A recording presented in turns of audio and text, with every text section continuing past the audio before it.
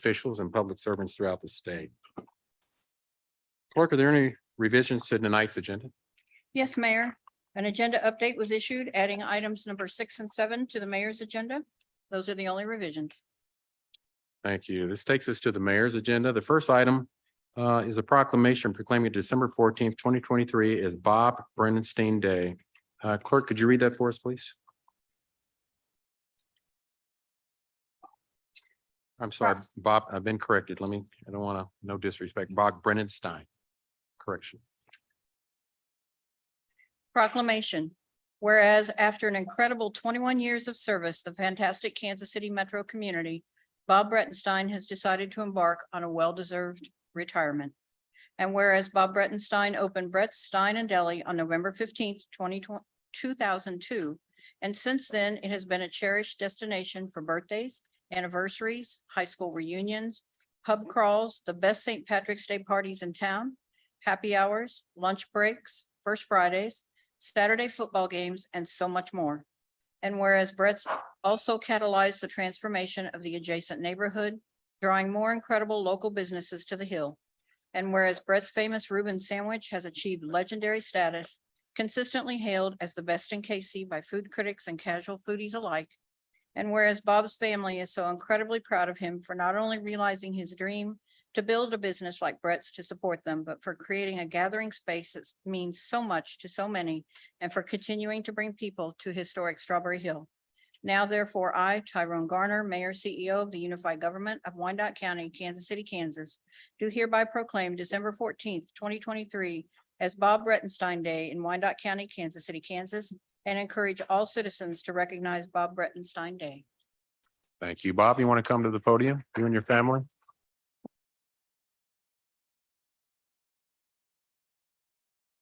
I think anybody that's gone to Strawberry Hill, you cannot miss Brett's on the corner, and it's been a staple, not just in Strawberry Hill and Wyandotte County for years. And so this is an honor to give this proclamation. Bob, you got some words? We ain't gonna let you get away. Words, Okay, but thank you for the honor. Appreciate it. thank you. God bless you.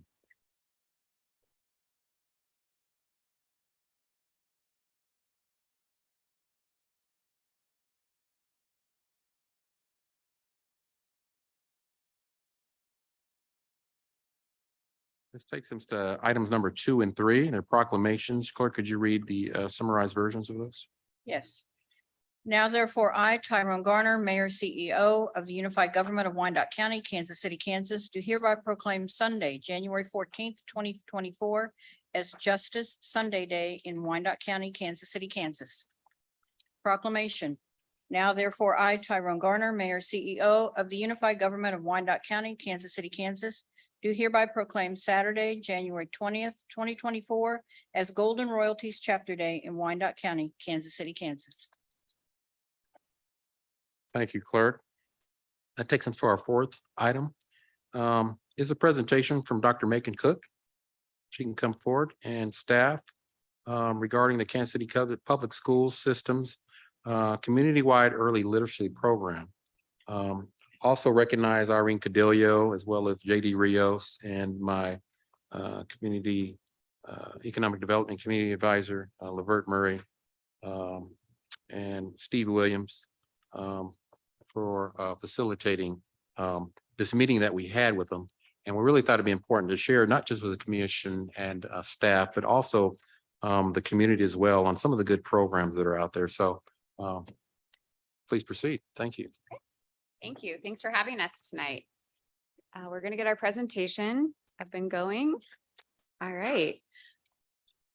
Do you just want me to tell you when to click? Okay, go ahead and go to the next slide. All right, so we are here tonight to talk to you a little bit about kindergarten readiness in KCK. Tonight, we're going to share a little bit about our journey and our current projects that we're doing and some ways to partner. And then at the end, we'll save a little bit of time for questions. Okay, so I wanted to start us off with a timeline of some things that we've been doing. So 3 years ago, we started a community-wide kindergarten transition team. Community-wide means we started with just the community and within the school district. And then after we started that, we have attempted to kind of go all out to Turner, Piper, Bonner, other parts of Wyandotte County. We're still working to form those partnerships further outside of the school district, but it's something that we've started and we're interested in. But we started because we received a grant from the Kansas Health Foundation and then some other kindergarten readiness subgrants. And we wanted to come together as a community to see what we could do to prepare students for kindergarten. So our focus was that, as well as early literacy. And from those things, we decided to implement kindergarten readiness kits and read, play, learn spaces, which we'll talk about tonight. And then in our year 3, which is now, we have started to attempt to see if what we're doing is making a difference through some surveys and some assessment data. So first off, I want to talk a little bit about the team. We are using a collective impact model to guide our work. And if you want to go to the next slide, our team consists of a community-wide collaborative, which you can see on the screen is parents as teachers, the public library in KCK, El Centro, Educare, our school district, as well as other people. Our focus is these 4 things: ready child, ready family, ready schools, and ready communities. So everything that we do together as a team, we make sure that it's meeting those 4 pillars. And then we want to talk a little bit about our goal. So our goal is to ensure that children, families, schools, and the community are kindergarten ready. And on this next slide, if you want to just take a couple seconds, which I think it's in front of you as well, to look at this quote, we really just want to point out that school readiness involves more than just the child. It's about children, but it's also about families, it's about environments, it's about schools and communities. And that children aren't innately ready for school. We have to help prepare them, and families are the key to do that.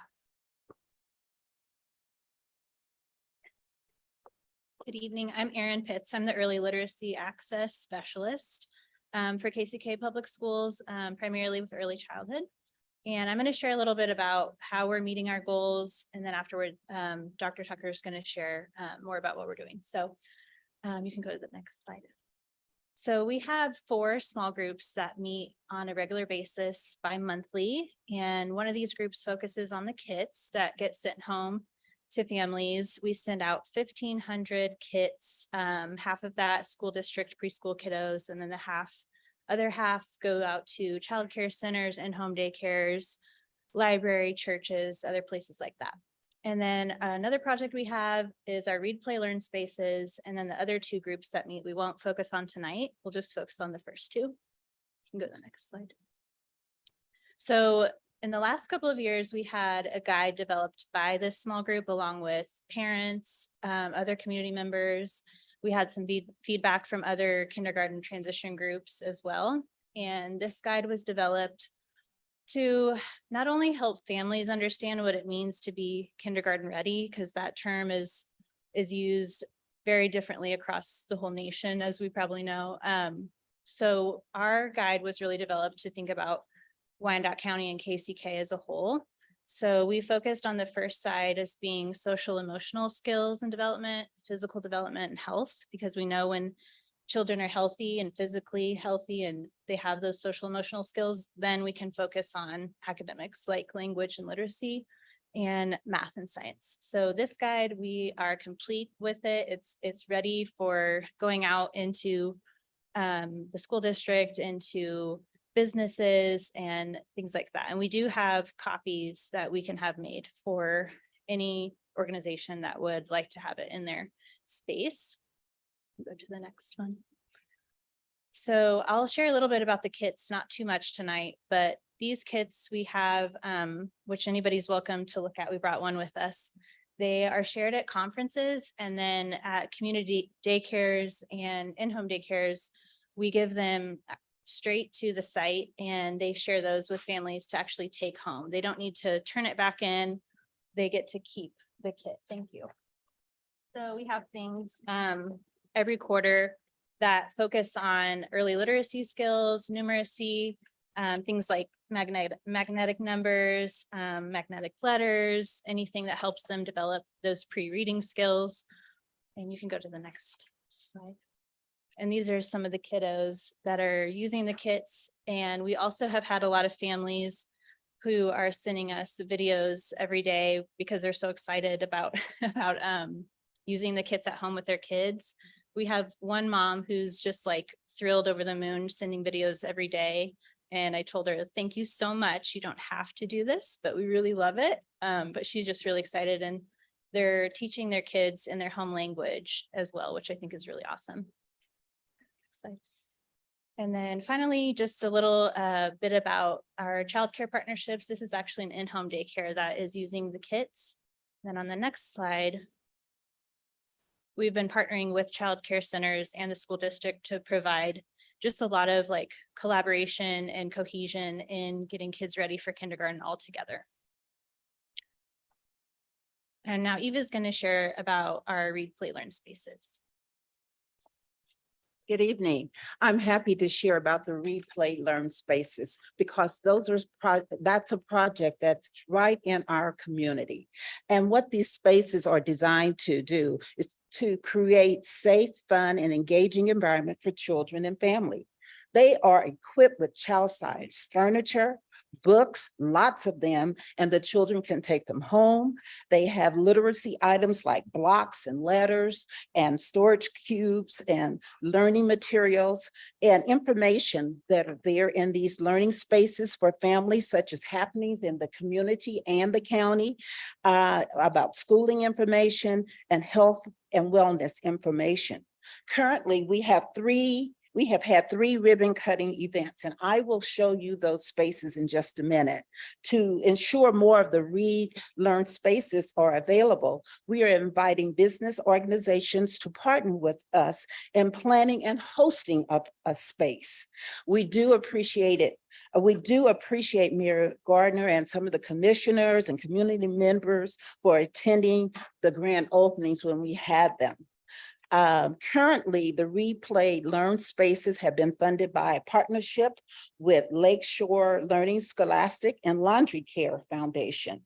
These partners are providing a continuous shipment of books for families to take home.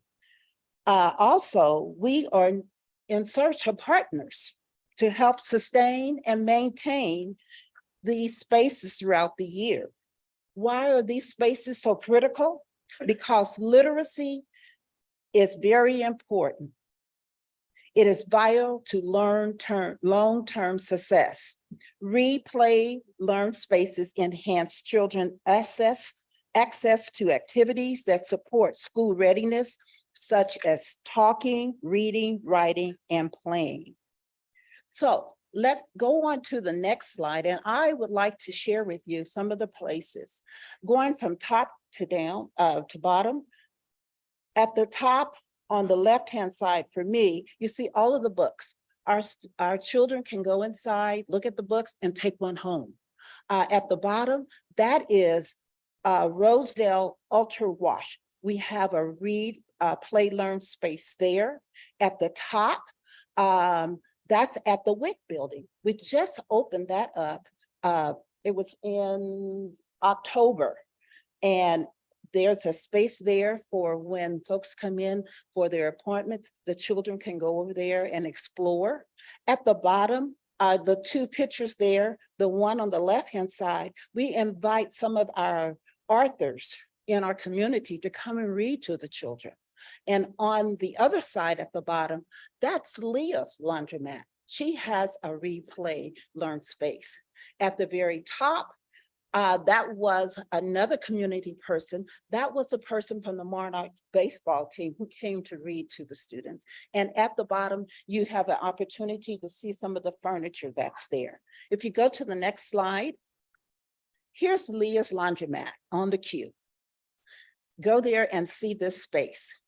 Her claim to fame is that she also provides books for the young ones, but she also offers young adults books too, because they wanted to read more too.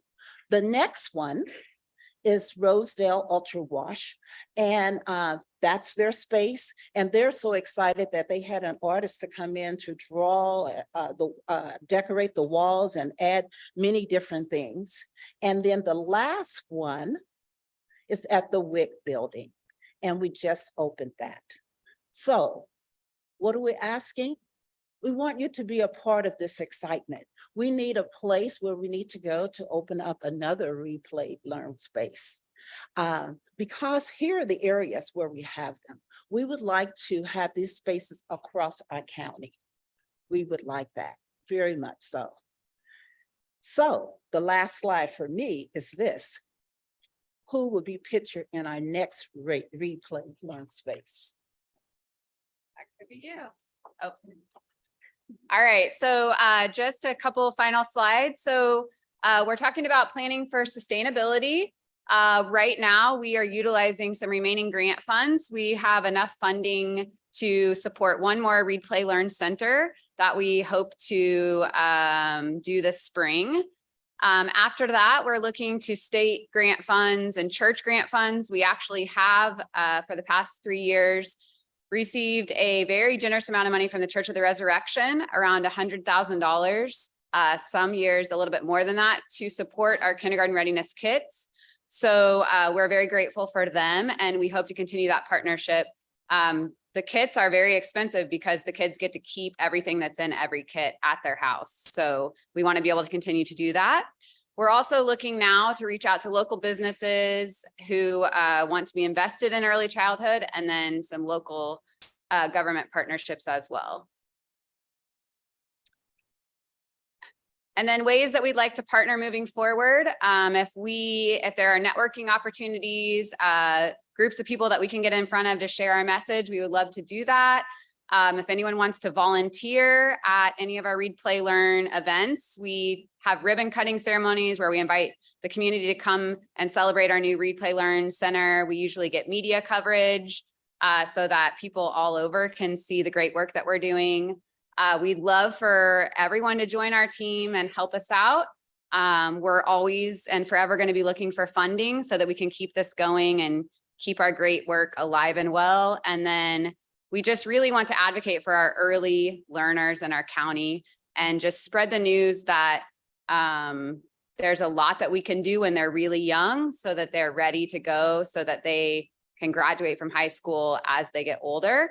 And one thing to point out that's on one of your handouts is that they have learned through the Laundry Cares Foundation that places that families already go and visit it's more likely for those families to engage in literacy and learning activities there than go somewhere like a library where there may not be another reason why they're going. So that's why it's so important for us to put these Read, Play, Learn centers in places where families are already going, because and some of the pictures that we have, we see kids in them all the time. So we're really hoping that we can keep this going, looking to barber shops, county jail, anywhere where families have to come and wait, or anywhere where children are that they might need something to do while their parents are doing something else. So we'd love to hear from anyone that wants to help out or learn more information. This is just a bridge showing that we are trying to bridge the gap between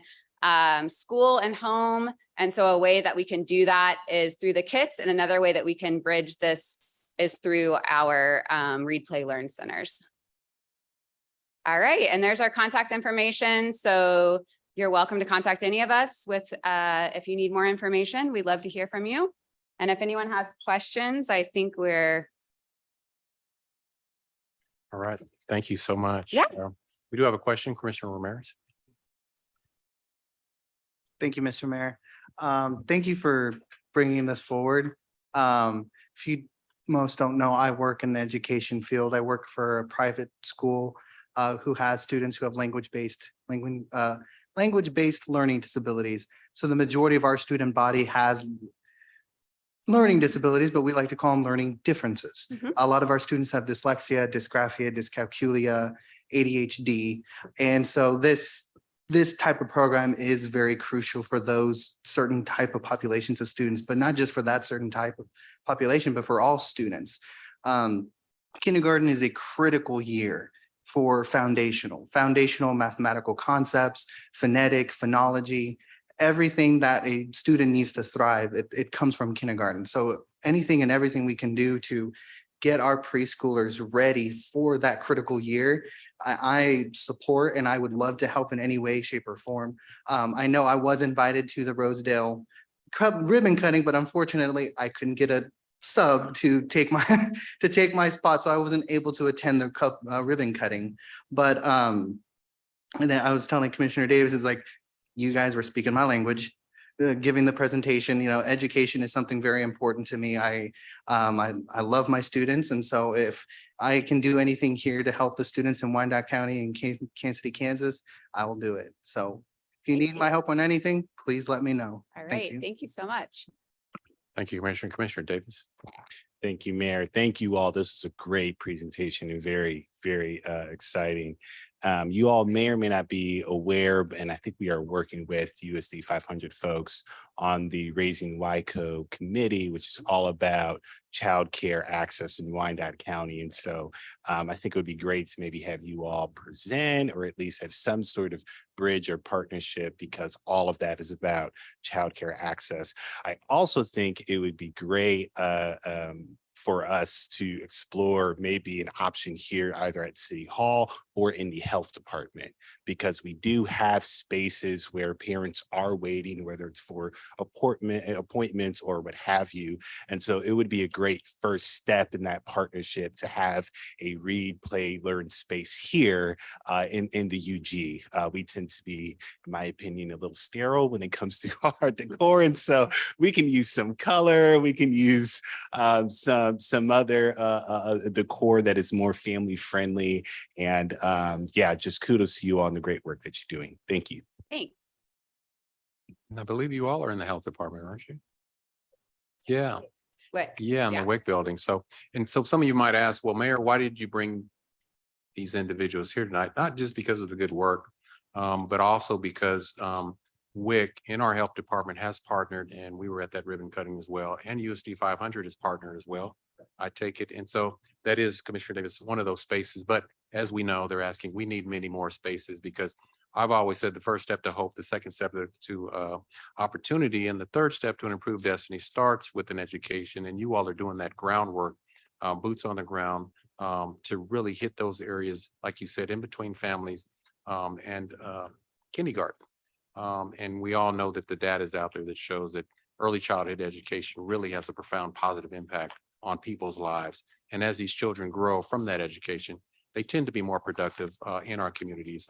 And so it's really valuable, the work that you're doing. So thank you, Commissioner.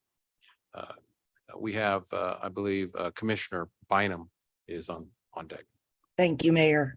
Dr. Neville's and team, thanks for presenting tonight. I love the read, play, learn spaces. I am active with my Kiwanis Club here in Wyandotte County, which is the Kiwanis Club of KCK West, and literacy and nutrition are two of our top priorities. We work primarily serving children in the community, and we have placed in the courthouse 3 little free libraries, and they are well used. We can barely keep them stocked with books. So I would reach out to you through my Kiwanis membership and see if we can't partner better with you in what you're doing, and probably ask you to come to one of our upcoming meetings and be a speaker and present this program to us so that we can identify how to partner better with you. Thanks very much. Thank you. Thank you, Commissioner. Commissioner Keel. Thank you, Mayor. I'd just like to say to Dr. Nevels and the team, thank you so much for the presentation. As you know, this is part of my love and heart is education for the kids. And starting out as kindergartners with them learning to read and being excited about it in various spaces is just awesome. I wish it was available 100 years ago when my kids were in kindergarten. So thank you for the work that you're doing. Thank you. Okay, thank you all so Okay, much. Thank you so much. Thank you for your presentation.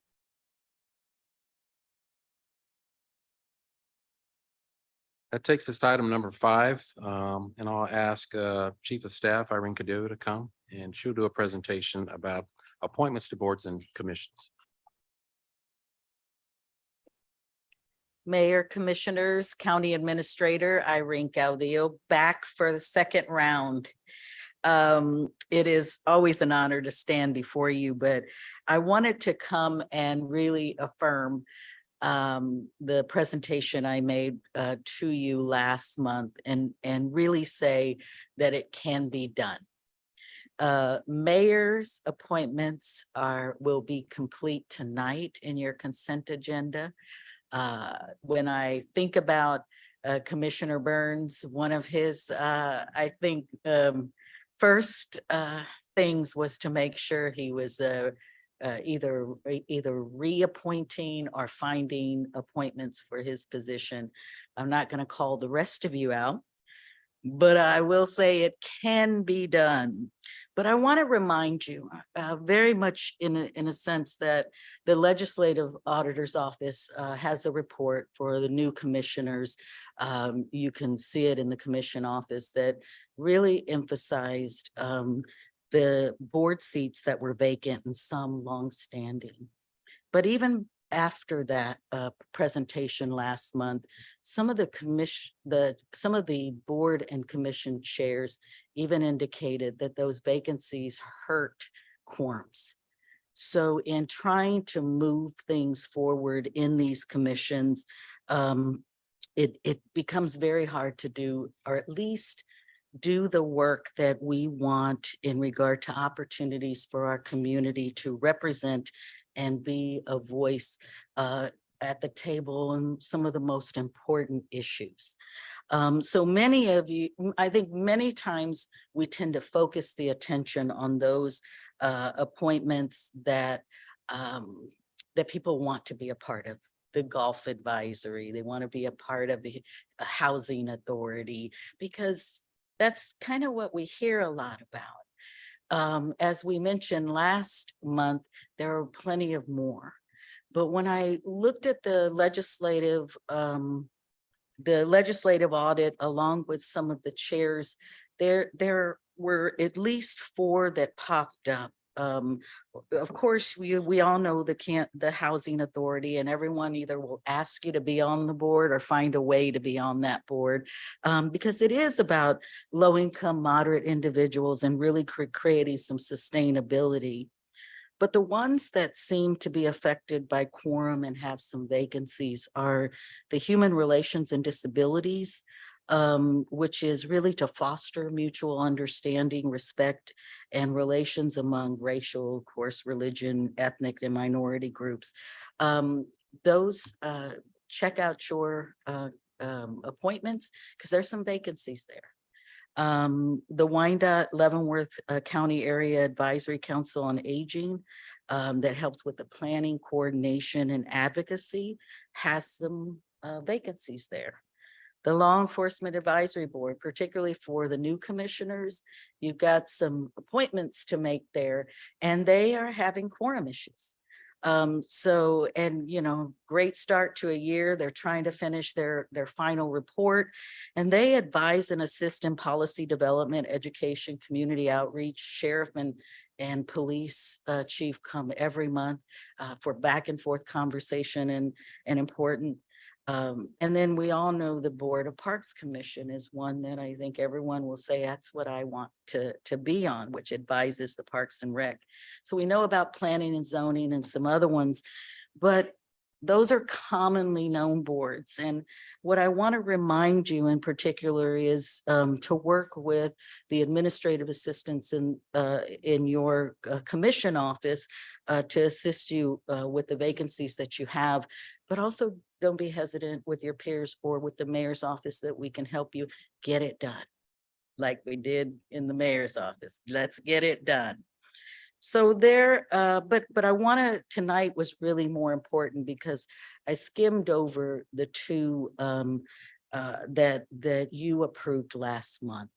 And the mayor is actually requesting that we take, each of you take 30 days to make a commitment to identify an actual individual in these. And one is the Economic Development Advisory Committee. And that was the one you approved with involving the Quindaro Ruins Project area. But it also is really big on strategizing it and dealing with Eastern Wyandotte County, including Northeast, downtown, historical neighborhoods of Armadale, Strawberry Hill, and Russian Hill. So if you remember, the idea was that this one really would be a composition that would include an appointment by the mayor and all of you as commissioners with representation of professionals. So it was specific in identifying those in the field of economics, economic development, finance, historical preservation, and law.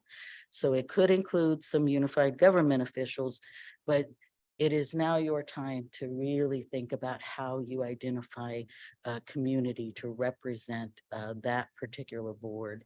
The other is, of course, our Community Benefits Advisory Board. Though the action will come later, the idea is that we begin work so that we're ready to work. And this one consisted, of course, again, each of you appointing a member of our community, residents of the county, and they could also include owners of businesses in your specific areas, and actually represent the purpose of the advisory board ensures that development projects in Wyandotte County benefit and promote economic growth and prosperity for our residents with these designated funds that will be collected to disperse within 3 areas. And recommendations will go from this advisory board actually to the Economic Development and Finance Standing Committee. So commissioners, and again, I speak out to residents that are listening here, either in the audience or at home, because they do call and have called.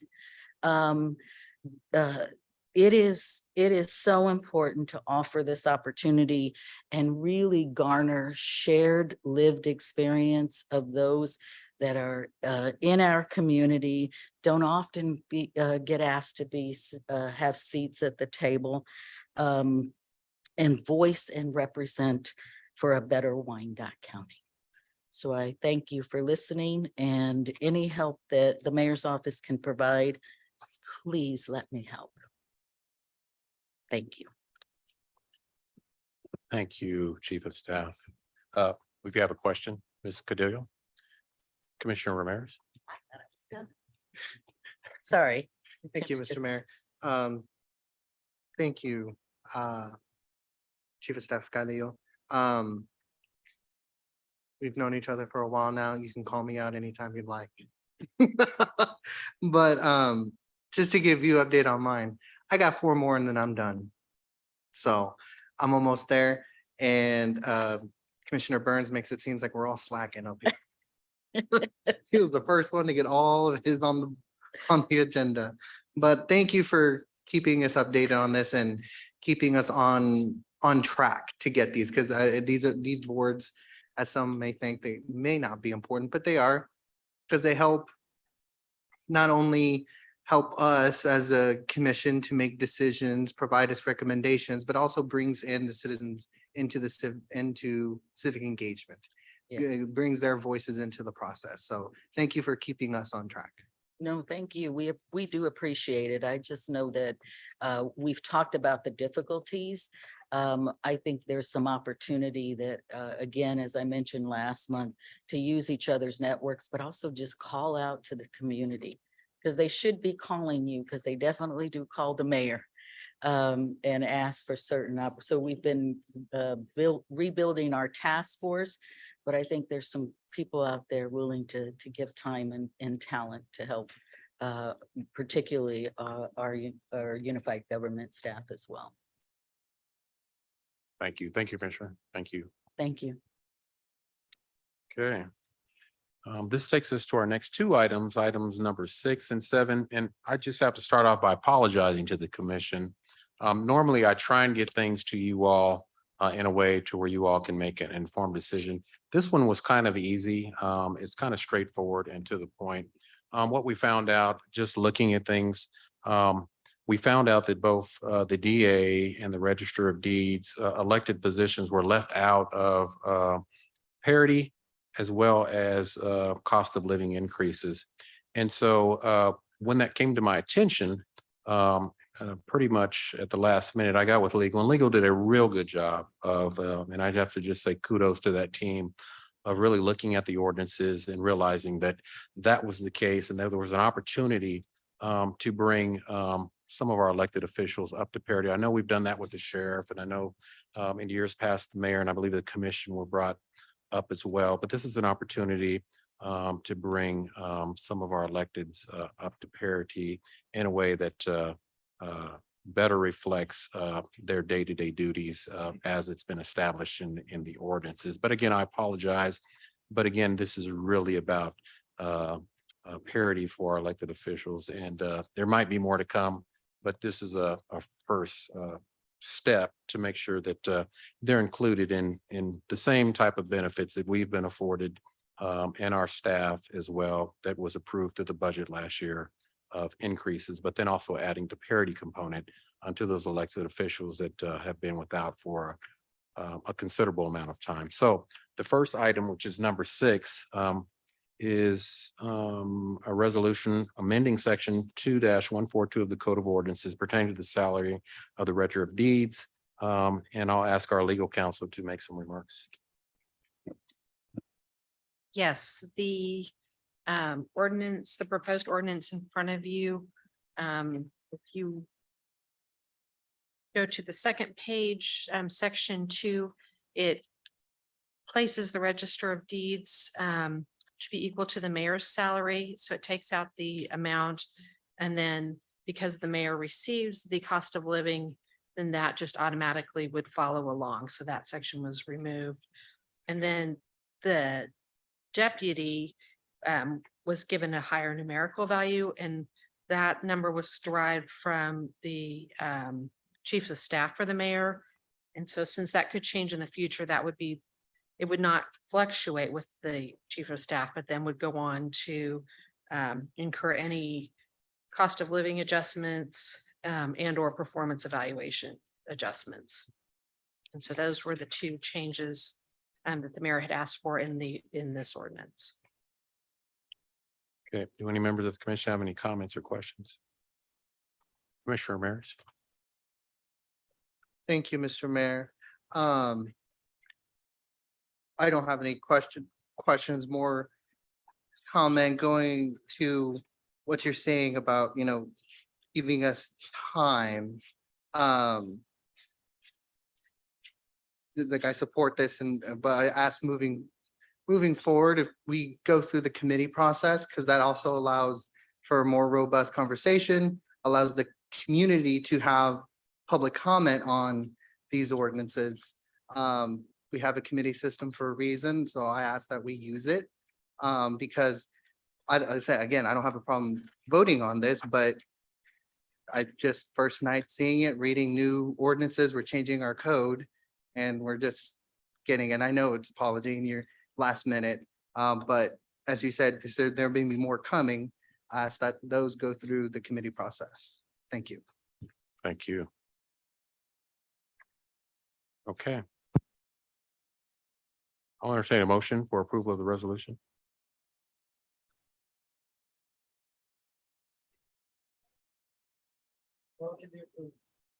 There's a motion. Got a Commissioner Burns. Second. We have a motion and council. Can you pull the mic up here? Sorry, it's not my normal mic. To clarify, it should have been entitled resolution and ordinance. So I'd ask that the motion include resolution and ordinance. Yes. Thank you. And the same with the next one. My apologies. Uh, Before I move, Commissioner Kane, you want to restate that motion?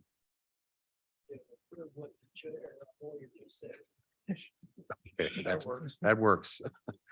Before we move on, there is a motion in a second, but I will allow for a question by Commissioner Townsend. Thank you, Mayor. I've been away too long. As many of you know, I was been absent for a while for a family tragedy. I just have to say, I may or may not have a problem, but I just think I would need more time to review what this is.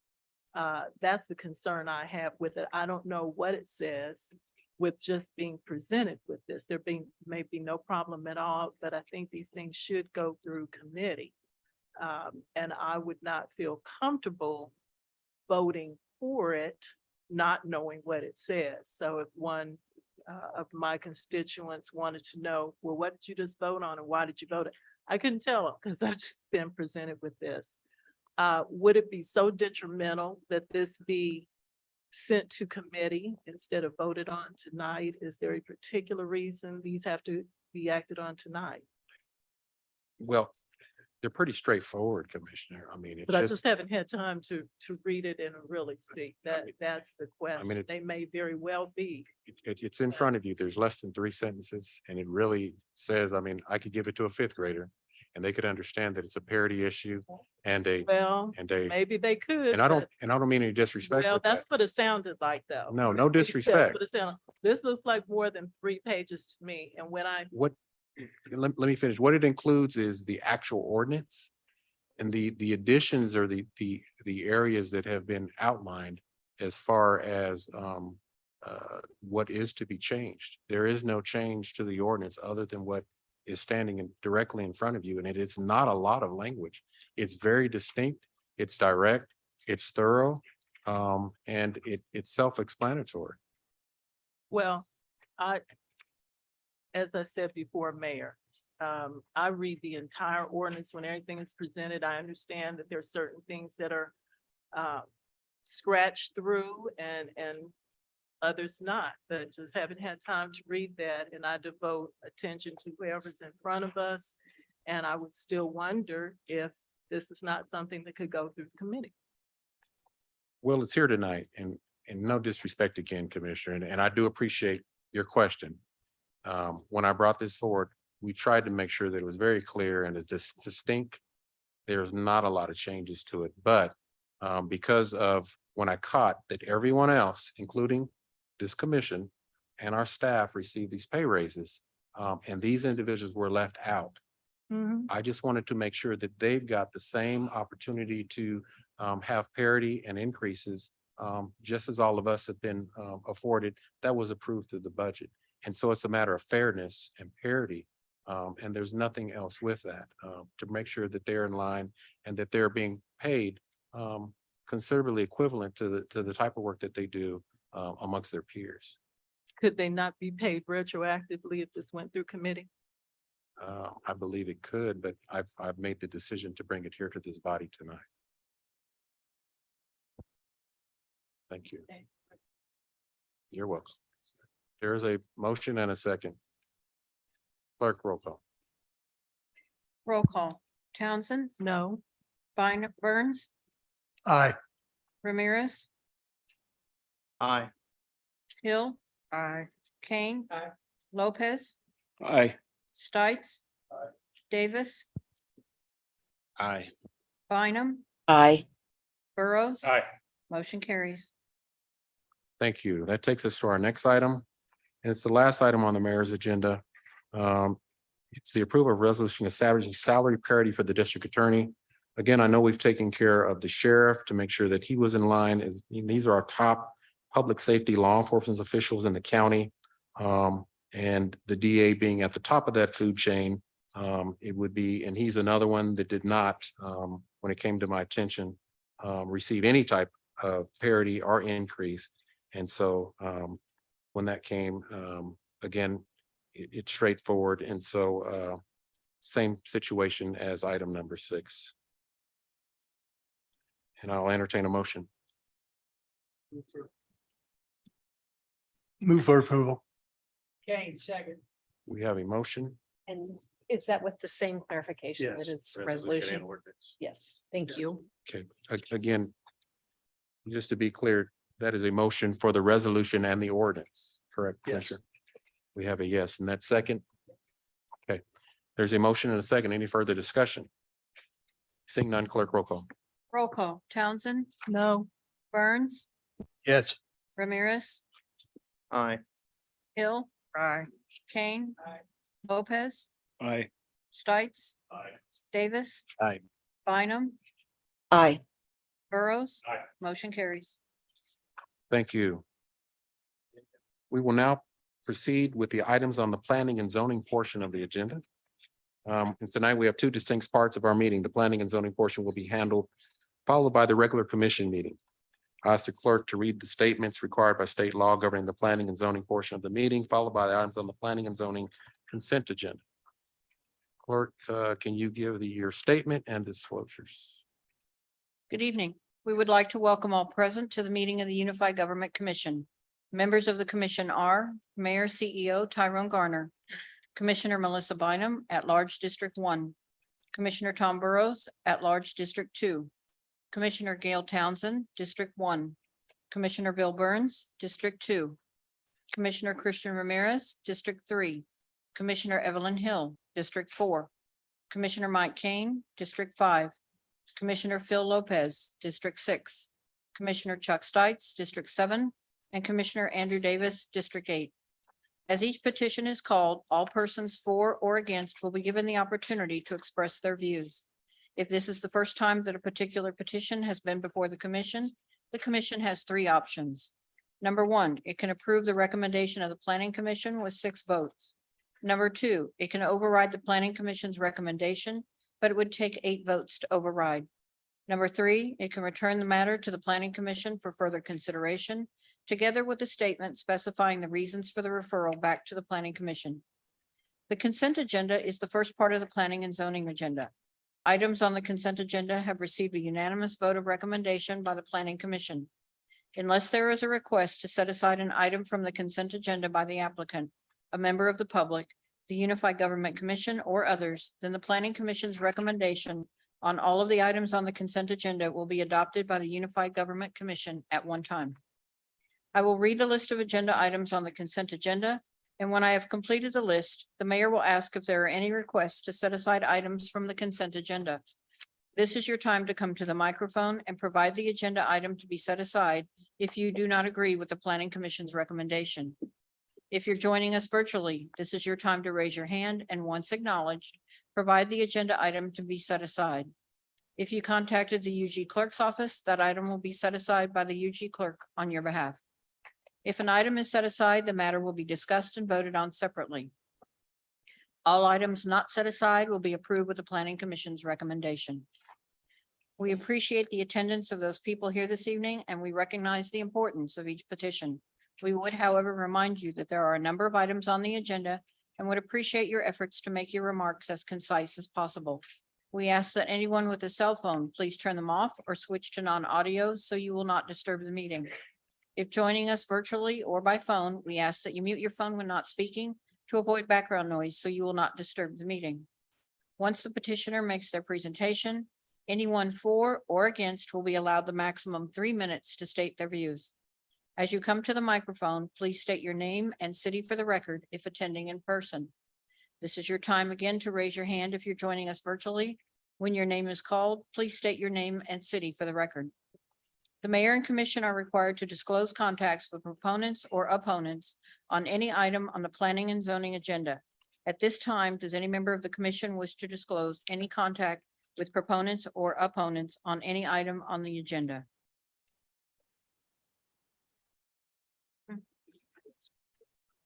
Okay. Commissioner Bynum. Mayor, I've had communication from opponents on the non-consent change of zone 2023-027. Proponents and opponents on non-consent special use 2023-079.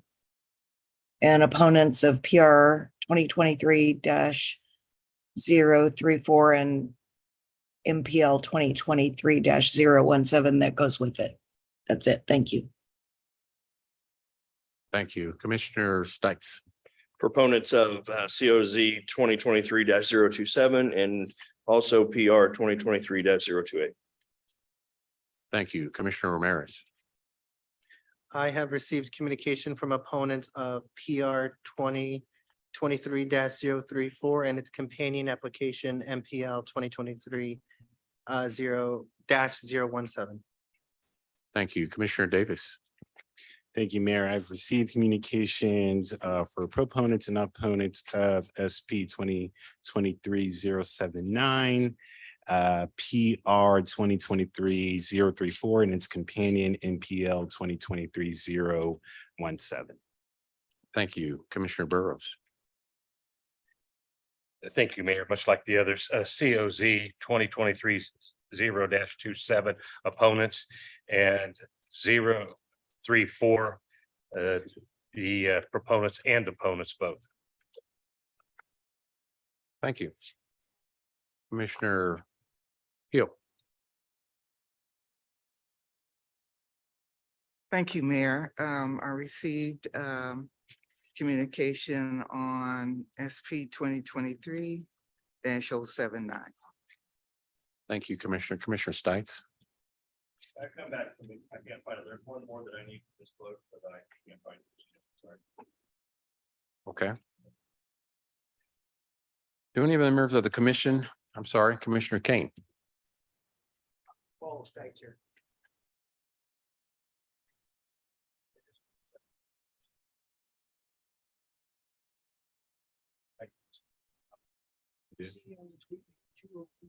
Heard your mic. Kane. Sorry, Mayor. COZ 2023-27 opponents, PR 2023-028 opponents as well. Thank you.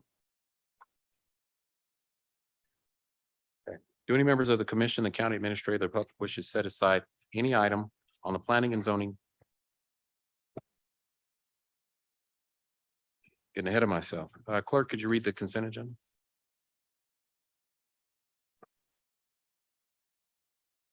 Yes, Mayor, I'll now read the items on the consent agenda. Change of zone applications, item A1, COZ 2023-021. Grant Leslie, change of zone from C1 Limited Business and R1 Single Family District to RP5 Planned Apartment District to operate a mental health care facility at 6111 Leavenworth Road, recommended for approval to RP4 Planned Garden Apartment District. Item A2, COZ 2023-029, Lydia Nabel, change of zone from R1 Single Family District to AG Agricultural District to expand the KC Farm School at 4105 Gibbs Road, recommended for approval. Item special use permits, item B1, SP 2023-058, Grant Leslie, special use permit for a group home at 6111 Leavenworth Road, recommended for approval for 2 years. Item B2, SP 2023-102, Artie Scholes with 403 Club, renewal of a special use permit to continue to operate a drinking establishment with live entertainment at 614 Reynolds Avenue, recommended for approval for 5 years. Item B3, SP 2023-104, Alyssa Scherfel, home occupation special use permit for a cottage bakery at 1206 North 132nd Street, recommended for approval for 2 years. Item B4, SP 2023-105, David Dial, special use permit for a short-term rental at 4509 Garfield Avenue, recommended for approval for 1 year. Item B5, SP 2023-107, Sharista Strother with Early Learners Academy, special use permit to operate a daycare within the Boys and Girls Club at 1220 Troop Avenue, recommended for approval for 2 years. Miscellaneous ordinances. Item 1, an ordinance rezoning property located at approximately 2443R South 88th Street from R1 Single Family District to MP3 Planned Heavy Industrial District, recommended for approval. Item 2, an ordinance rezoning property located at approximately 9700 State Avenue from AG Agricultural District to CP2 Planned General Business District, recommended for approval. Item 3, an ordinance authorizing a special use permit for grading, fill, removal of earthen fill at 9700 State Avenue, recommended for approval. Item 4, an ordinance authorizing a special use permit for the continuation of an auto body shop at 744 Kansas Avenue, recommended for approval. Item 5, an ordinance authorizing a special use permit for a non-owner occupied short-term rental at 2559 West 46th Avenue, recommended for approval. Item 6, an ordinance authorizing a special use permit for a drinking establishment with live entertainment at 5235 State Avenue, recommended for approval. Item 7, an ordinance authorizing a special use permit for a non-owner occupied short-term rental at 2501 North Tremont Street, recommended for approval. Item 8, an ordinance authorizing a home occupation special use permit for a wig making business at 8127 Troop Avenue, number 106, recommended for approval. Item 9, an ordinance authorizing a special use permit for a non-owner occupied short-term rental at 508 Ohio Avenue, recommended for approval. Item 10, an ordinance authorizing a special use permit for a non-owner occupied short-term rental at 1918 Federal Avenue, recommended for approval. Item 11, an ordinance authorizing a special use permit for the continuation of a non-owner occupied short-term rental at 419 North Sixth Street, recommended for approval. Item 12, an ordinance authorizing a special use permit for a drinking establishment at 412 to 414 North Fifth Street, recommended for approval. Item 13, an ordinance authorizing a special use permit for a drinking establishment at 1200 Osage Avenue, recommended for approval. Item 14, an ordinance authorizing a home occupation special use permit for an instrument repair business at 1108 Shawnee Road, recommended for approval. Item 15, an ordinance authorizing a special use permit for a non-owner occupied short-term rental at 4211 South Thompson, recommended for approval.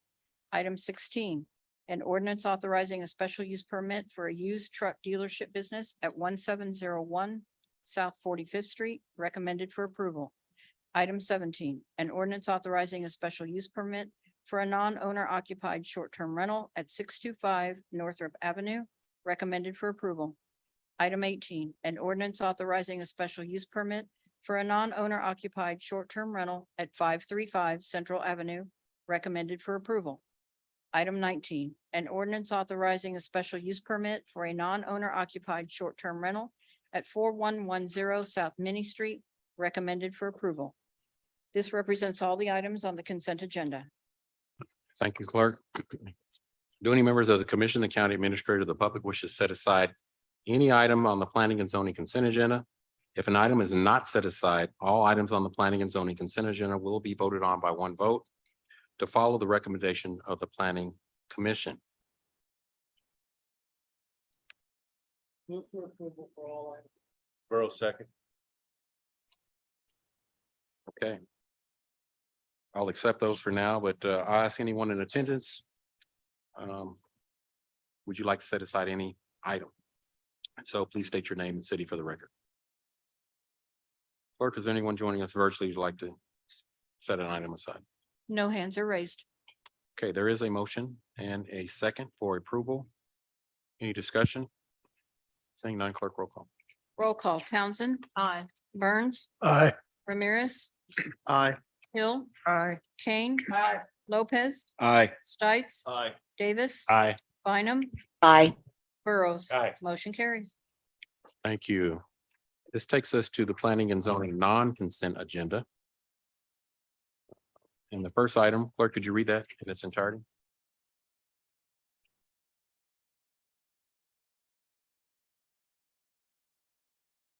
Change of zone application 1, COZ 2023-027.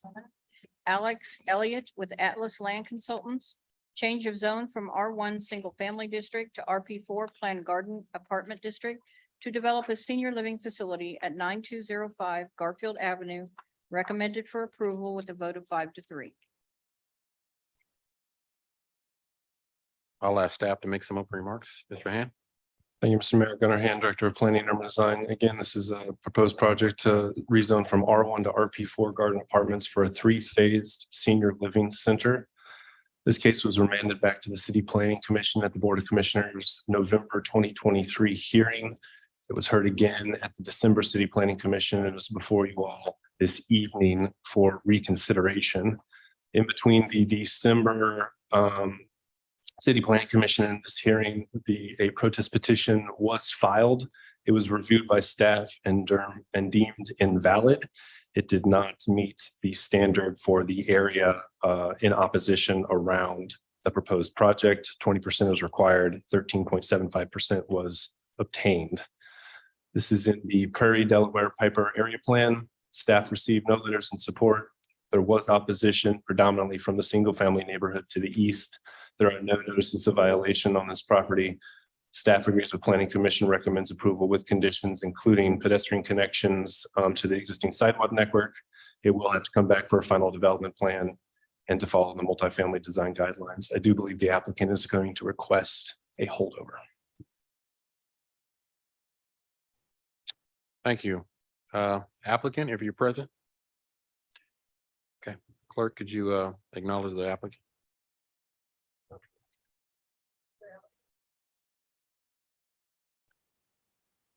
Hi, Mr. yes, Ellis. this is this is Alex Elliott with Outsign Consulting, 14500 Parallel Road, Unit R. We were originally going to request a holdover, but after talking to Byron Toy, we're going to go ahead and go through and get a vote on this today. As Gunnar mentioned, there has been some opposition. We didn't have any opposition at the neighborhood meeting from any of the adjacent neighbors, but at the following planning commission meeting and everything, there was some opposition. And it seems like the main concern from opposition is traffic volume from the proposed senior or assisted living facilities. At the planning commission meeting, we showed an exhibit where we put together a basically a single family layout. The main argument from the opposition was that if this was to remain a single family, that would be better than what is proposed because single family would be lower traffic. We put together a quick layout. I can show it again if we'd like, but basically per the county standards, doing a single family layout and the projected daily trips were actually double what is proposed currently with the assisted living. Assisted living, even though it is RP4, which sounds really intimidating, assisted living has very low traffic generation. That's because most of the people living there do not drive, and you can see that from the amount of parking that we provide. It's like basically one parking space for every 4 beds. So the assumption is that only a quarter of the residents will actually be driving. So, obviously our position is that, this proposed use is actually lower traffic generation than it could be as it exists with R1. And, Public Works has reviewed our original traffic memo and said that existing road is good to go for proposed volumes. And so with that, we are requesting approval.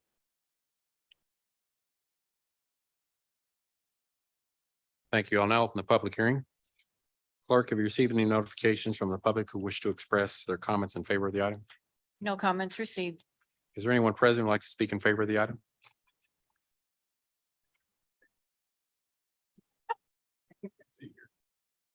Okay. Is there anyone joining us virtually who'd like to speak in favor of the item?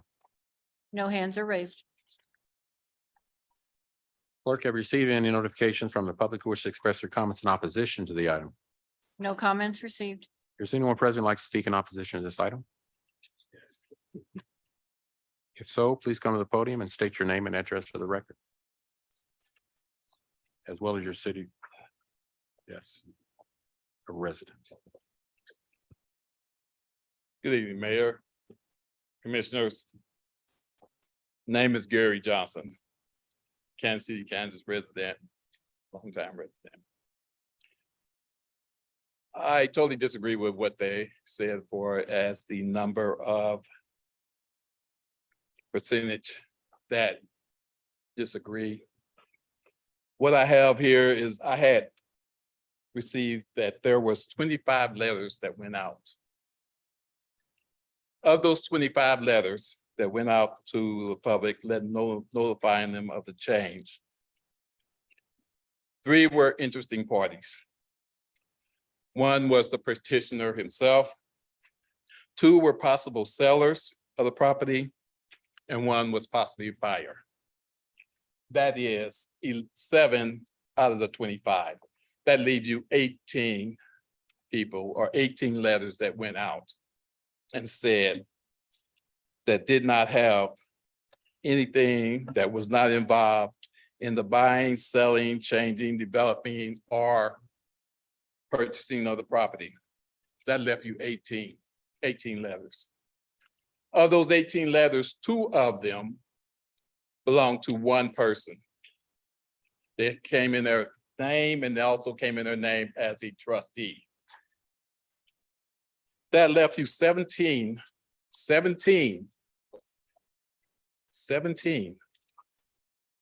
people who were not involved with the property. Of those 17, 14 of those 17 signed a petition against that property being changed over. 14. I had 2 people who were out of town who came back to Kansas City from St. Louis to make sure that their names were on the petition as record, just showing that they were against it. Their property back up directly to the property that you're talking about. 1 minute remaining. Okay. Of that, we went around and it involves more than the 17 people that was actually there. You have 48 to 50 people that lives in that development. It's Sunset Ridge. Out of those, we went around and got 48 signatures from those people who said they were against it. Now, I'm gonna be truthful with you. I'm gonna be honest. Not all were totally against the building or the structure of the senior assisted living building. But all of them were against them using just that one road. We have a demographic of people there, young, old, Black, white, Asian, Hispanic, people with children. And I live in the first house and I see those kids coming down there, down that street to catch the bus and coming back. I see the transportation that goes through there. Your time Right has across the expired. street, there's a VA clinic. That VA clinic is busy and it's getting busier. I'm gonna ask you to vote no on this. They are asking that. Most of those people said, hey, I'm not against the senior citizen living, assisted living, but just put in another road. Don't use that street. Thank you. I appreciate my time. What are your questions? There's no question, but thank you. Thank you.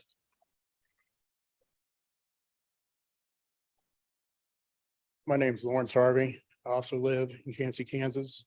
I'm one of the 48 petitioners that signed on this against it. I live in that area. I know the road, people coming in now. I've been around assisted living property. You have more traffic than what they're saying. I just ask for you to to vote no for something that we see and they are wanting something done that they're not looking at. They're not there every day. We travel that road. They don't. Thank you.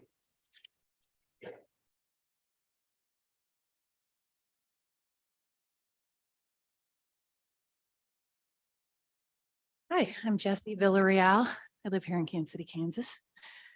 I don't even really know these folks. I don't live in their neighborhood. But time and time, I sit here in these meetings or online and I listen to these meetings and I see things like this happen where their HOA was not officially notified of these meetings or of these plans. I myself have been in the scenario where a protest petition was denied. We provided a protest petition for an upcoming commission meeting well in advance of the meeting itself. And we're not told that it was denied for honestly errors on the part of Mr. Hand's office until the day of the commission meeting. These folks turned in their protest petition well over a week ago. And again, here we are sitting here, and Mr. Hand didn't even have the courtesy of notifying them that they didn't have the percentage they needed to even make a difference. So essentially, all these people wasted their time and had no idea. That's really frustrating. And when that happened to me, I sat down with Commissioner Bynum and Commissioner Davis and the council. And I sat up on the 9th floor and we discussed how 3 times prior to mine being denied, protest petitions have been an issue when it comes to planning and zoning. So at what point is something going to change so that these people, myself included, these tax-paying citizens feel like they have an edge? Because what it sounds like and feels like to me is that the edge is all here and it's with the developers, because it always feels like the cards are in their favor. It's almost like they're working for them. And I can't quite figure why that is, because in our case, the developer wasn't even going to pay taxes. He was going to be a 501c3. But there is a fundamental issue with your constituents, the taxpayers, not getting a fair shake when it comes to being educated. I flat out reached out to Mr. Hand when my situation happened and said, how do I protest this? He never told me I had a right to appeal, never told me. So I sit here and I watch this time and time again, and it's real frustrating. So I don't have to know them to know how it feels. It's important to these people. This is a neighborhood that's, just from doing my own education, is a one-way in, one-way out, and it's a senior living facility. So it doesn't take someone smarter than a 5th grader to realize that when you have emergency vehicles going to tend to people of older age, that's going to be a real logistical challenge. I would really request at least a traffic study be done on this. I mean, I think that's fair, at least fair to the taxpaying people that are in opposition to this. So thank you very much.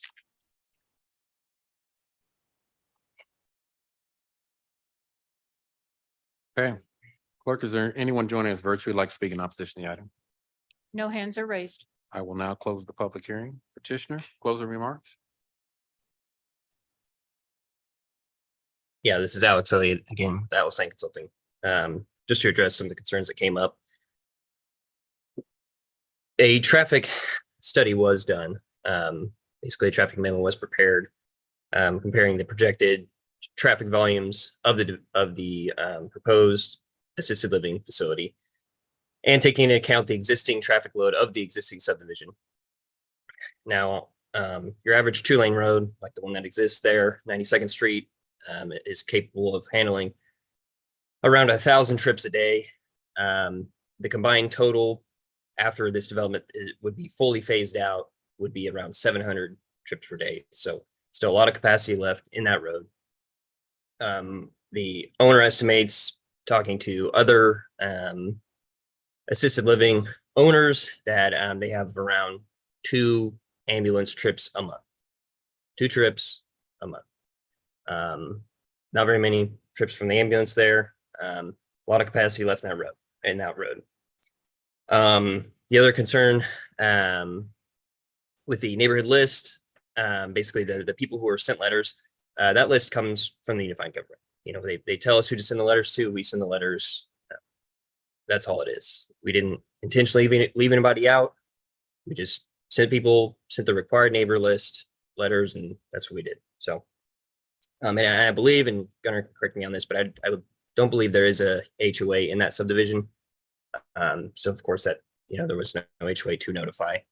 So there's the disparity there. But besides that, if the main concern is traffic, we've shown, based on numbers provided by the Institute of Traffic Engineers, they study traffic generation across the country. They put these numbers together. We didn't just come up with these on our own. And using their numbers, there's still plenty of capacity on that road. So with that, we don't think it would cause any undue hardship onto the existing subdivision. That's all I've got. Thank you. Do any members of the commission have any questions? Commissioner Kane. Okay, you guys can't talk, but you can nod your head whether you have a home association.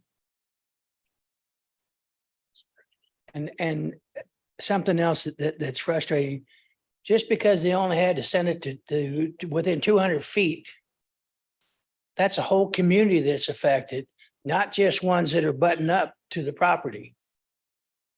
And it's frustrating for me because I've seen more petitions denied than I've seen passed. I would also be pissed if I didn't find out till I got to the commission meeting that it didn't work. So we got some holes that we need to fill and figure this out. And like the guy said, there's no HOH. All right, and obviously there is, right? So it frustrates me for multiple things. Their HOH, it's more than the people that are affected, and it's like this guy don't care. Thank you, Commissioner. Commissioner Ramirez. Thank you, Mr. Mayor. My comments are gonna mirror a little bit of Commissioner Kane's of, I think, well, I know we get a briefing sheet every week, and I know on the briefing sheet, one of those things I believe is from your office is to look at the petition process. It seems that there needs to be a lot more work. We need to research it more, form it, see if there are ways to make it better, to make it more accessible for our community members. It's there for a reason.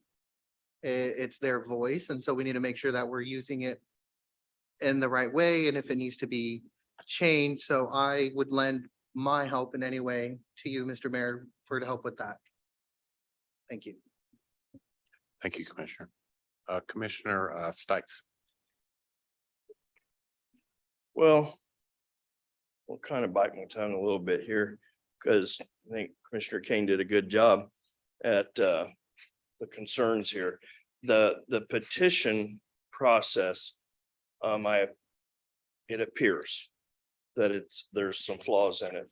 I agree that I would be frustrated if I got here tonight to find out that you didn't have a valid petition and that your HOA wasn't recognized through this process.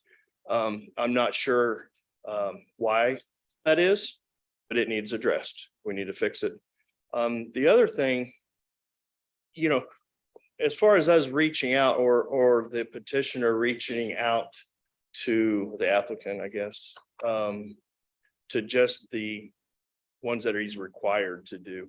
You know, we sit up here and ask people all the time for just an Airbnb. Well, did you have a group meet? Did you have a meeting? Did you reach out? Did you offer it in Spanish? Did you do this, and this? And that's for one single house, for an Airbnb. And I think that we need to also hold the developers accountable to doing a little bit more than just what's required. That's my opinion. I think it goes a long way with establishing relationships with the neighbors, with the people that live in and around that area. So it's frustrating to hear that what has been presented this evening. With that being said, let me ask this. I want to find out, legal, to override Planning Commission's vote on this, it would require a supermajority, correct? 8, yes. So yes, Yes. okay. I make a motion to deny COZ 2023-027 on the points that it doesn't fit the character of the neighborhood. Second. Okay, there's a motion and a second. Before we get into that, I'm going to recognize Commissioner Davis. Thank you, Mayor. I just have two questions. Mr. Hand, what happened with the protest petition process? The reason that the project was remanded back to the city planning commission was to give the two gentlemen who spoke time to fill out the protest petition. We spoke with them, which is why we asked for it to be remanded back last December, that they wanted to do a protest petition. I connected them with staff who reviewed the rules of the protest petition, which are governed by state statute. Again, it's not the number of people adjacent, it's the land area. So there are 3 property owners on the 3 sides of this proposed parcel that did not want to sign that protest petition, which counted for a majority of the land area. 90 plus percent, so less than 20, 80 plus percent, excuse me. So last year, before Mr. Waters left, the mayor had directed him to look at the protest petition after the issues stated in testimony this evening. Mr. Waters concluded our ordinance did not need to be updated at that time, and he worked with us to update the protest petition packet and its instructions to be more clear and concise and direct and provide all the caveats that go with this complicated process. We used that revised protest petition packet for this case. And we have this result.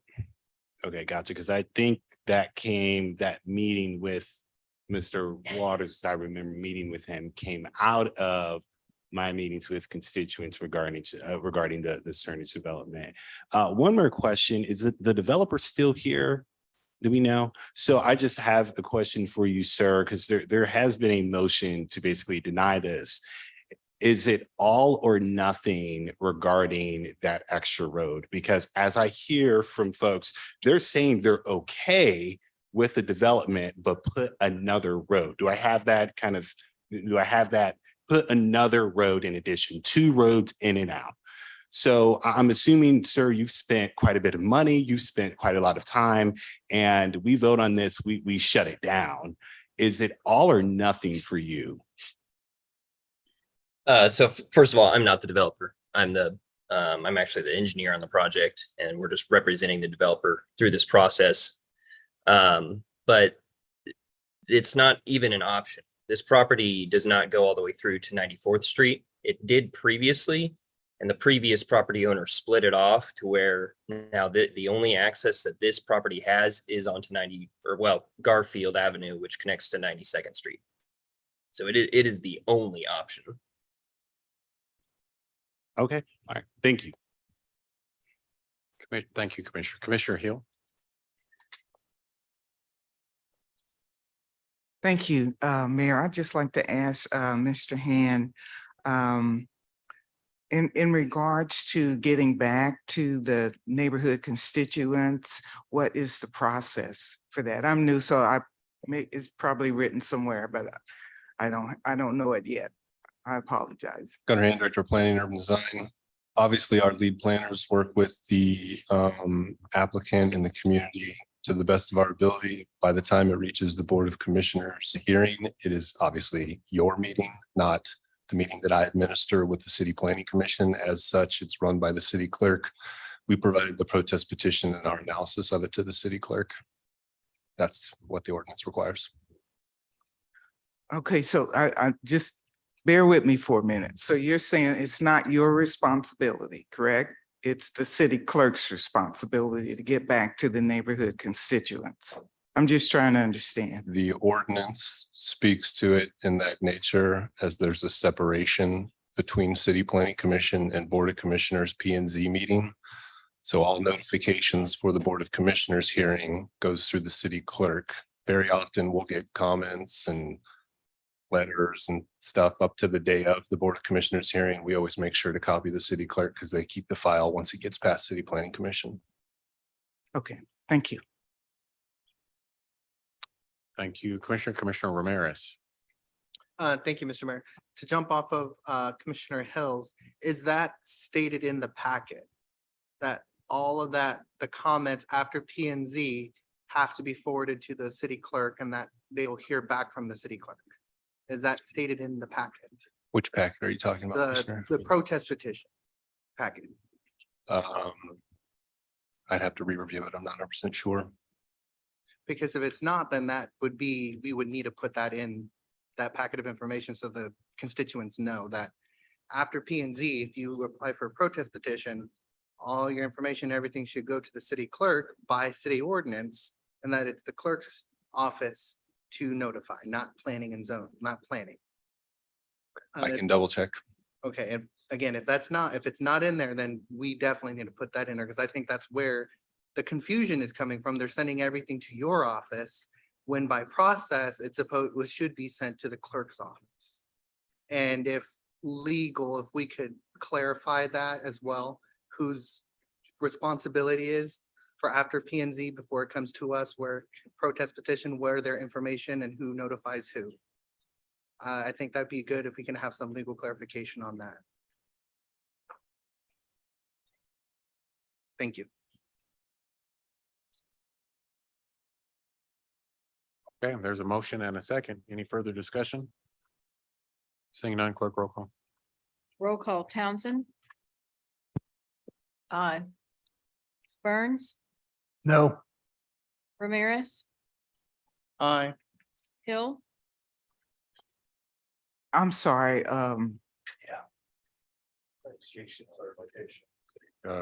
Okay. There's one clarification. The motion was to deny the application. Yes. Yes, well denied.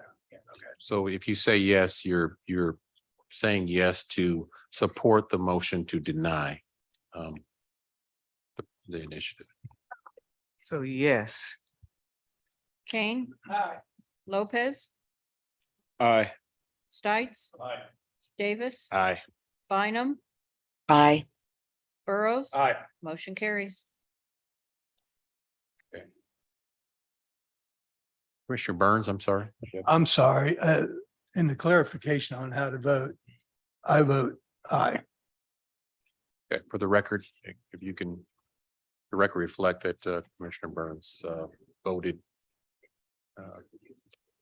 yes to deny the application. So, thank you.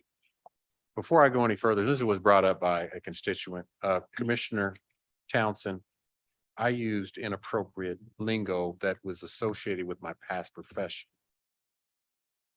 That was not intended to slight you or disrespect you, and I want to apologize not only to the public, but to you. So I spoke out of turn. Please blame that on my mind and not my heart. I consider you a friend and a professional, and so that was not done to slight in any way, and I respect your vote and your position, and that was not done to disrespect you in any way. And so I just want the record to reflect that, that was not done to slight you, that past professions I had, when we talk policy and we write policy, we speak to that. But it is inappropriate for this venue. And as I grow and learn, to do better, you have to know better. And now I know better. So hopefully we'll take the words of both our governor and Sister Therese and we'll become goldfish. Well, I won't agree to goldfish, but I accept your apology. Thank you. Thank you. Thank you. All right.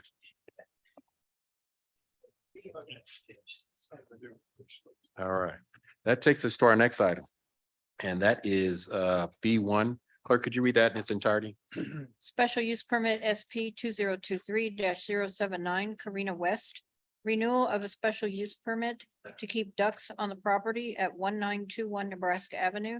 Recommended for approval for 5 years with a vote of 6-2. Okay, I'll ask staff to make some remarks. Mr. Hand? Thank you, Mr. Mayor. Gunnar Hand, Director of Planning and Design. Again, this is a special use permit to allow more than what is required, allowed by right fowl on the property. This would be the applicant's first renewal, second approval. This is in the Northeast KCK area plan. Staff has received both support and opposition. There are some older notices of violation on the property. All have been addressed prior to the approval process by the applicant. Staff agrees with Planning Commission's recommendation for approval for 5 years with conditions, 8 ducks, up to 40 ducklings. I do believe the applicant is going to request an amendment to that recommendation. Thank you. I'll ask the applicant or representative to present their application.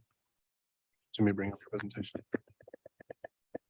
I submitted slides. You want to bring it up? Yeah.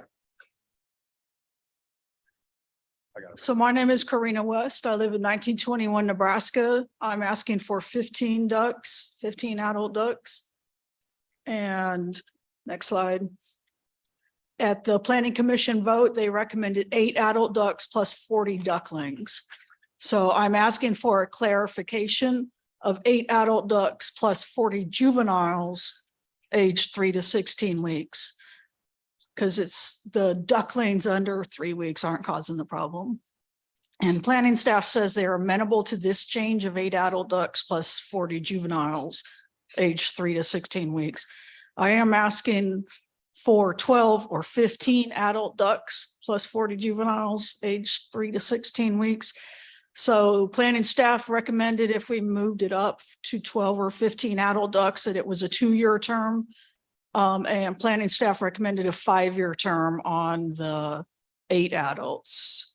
So either of those 2 second options are allowable to me and won't be showing up at anyone's house if either of those are passed. But next slide. So we, USA Duck Team, is a very small hatchery and urban farm in Kansas City, Kansas. We hatch about 100 ducklings a month and start about 10 families on poultry. And so this is us at the Kansas City Farm School at Gibbs Road. We've been to over half of their public events. And we're one of the highlights of the event. These kids gather around and play with the ducklings. We support local farmers markets. We help homesteaders produce better poultry. And we say best genetics to homesteaders because it's better meat and eggs. Next slide. So we support local merchants. There's 3 feed stores that are locally owned in the KCK area, and then 2 chains. So a lot of poultry feed customers. We give native plants to people. We give about 4 farm tours a week on our property and show people what wetlands farming looks like, what gardening with plants and animals looks like. We have over 30 native plant varieties on site.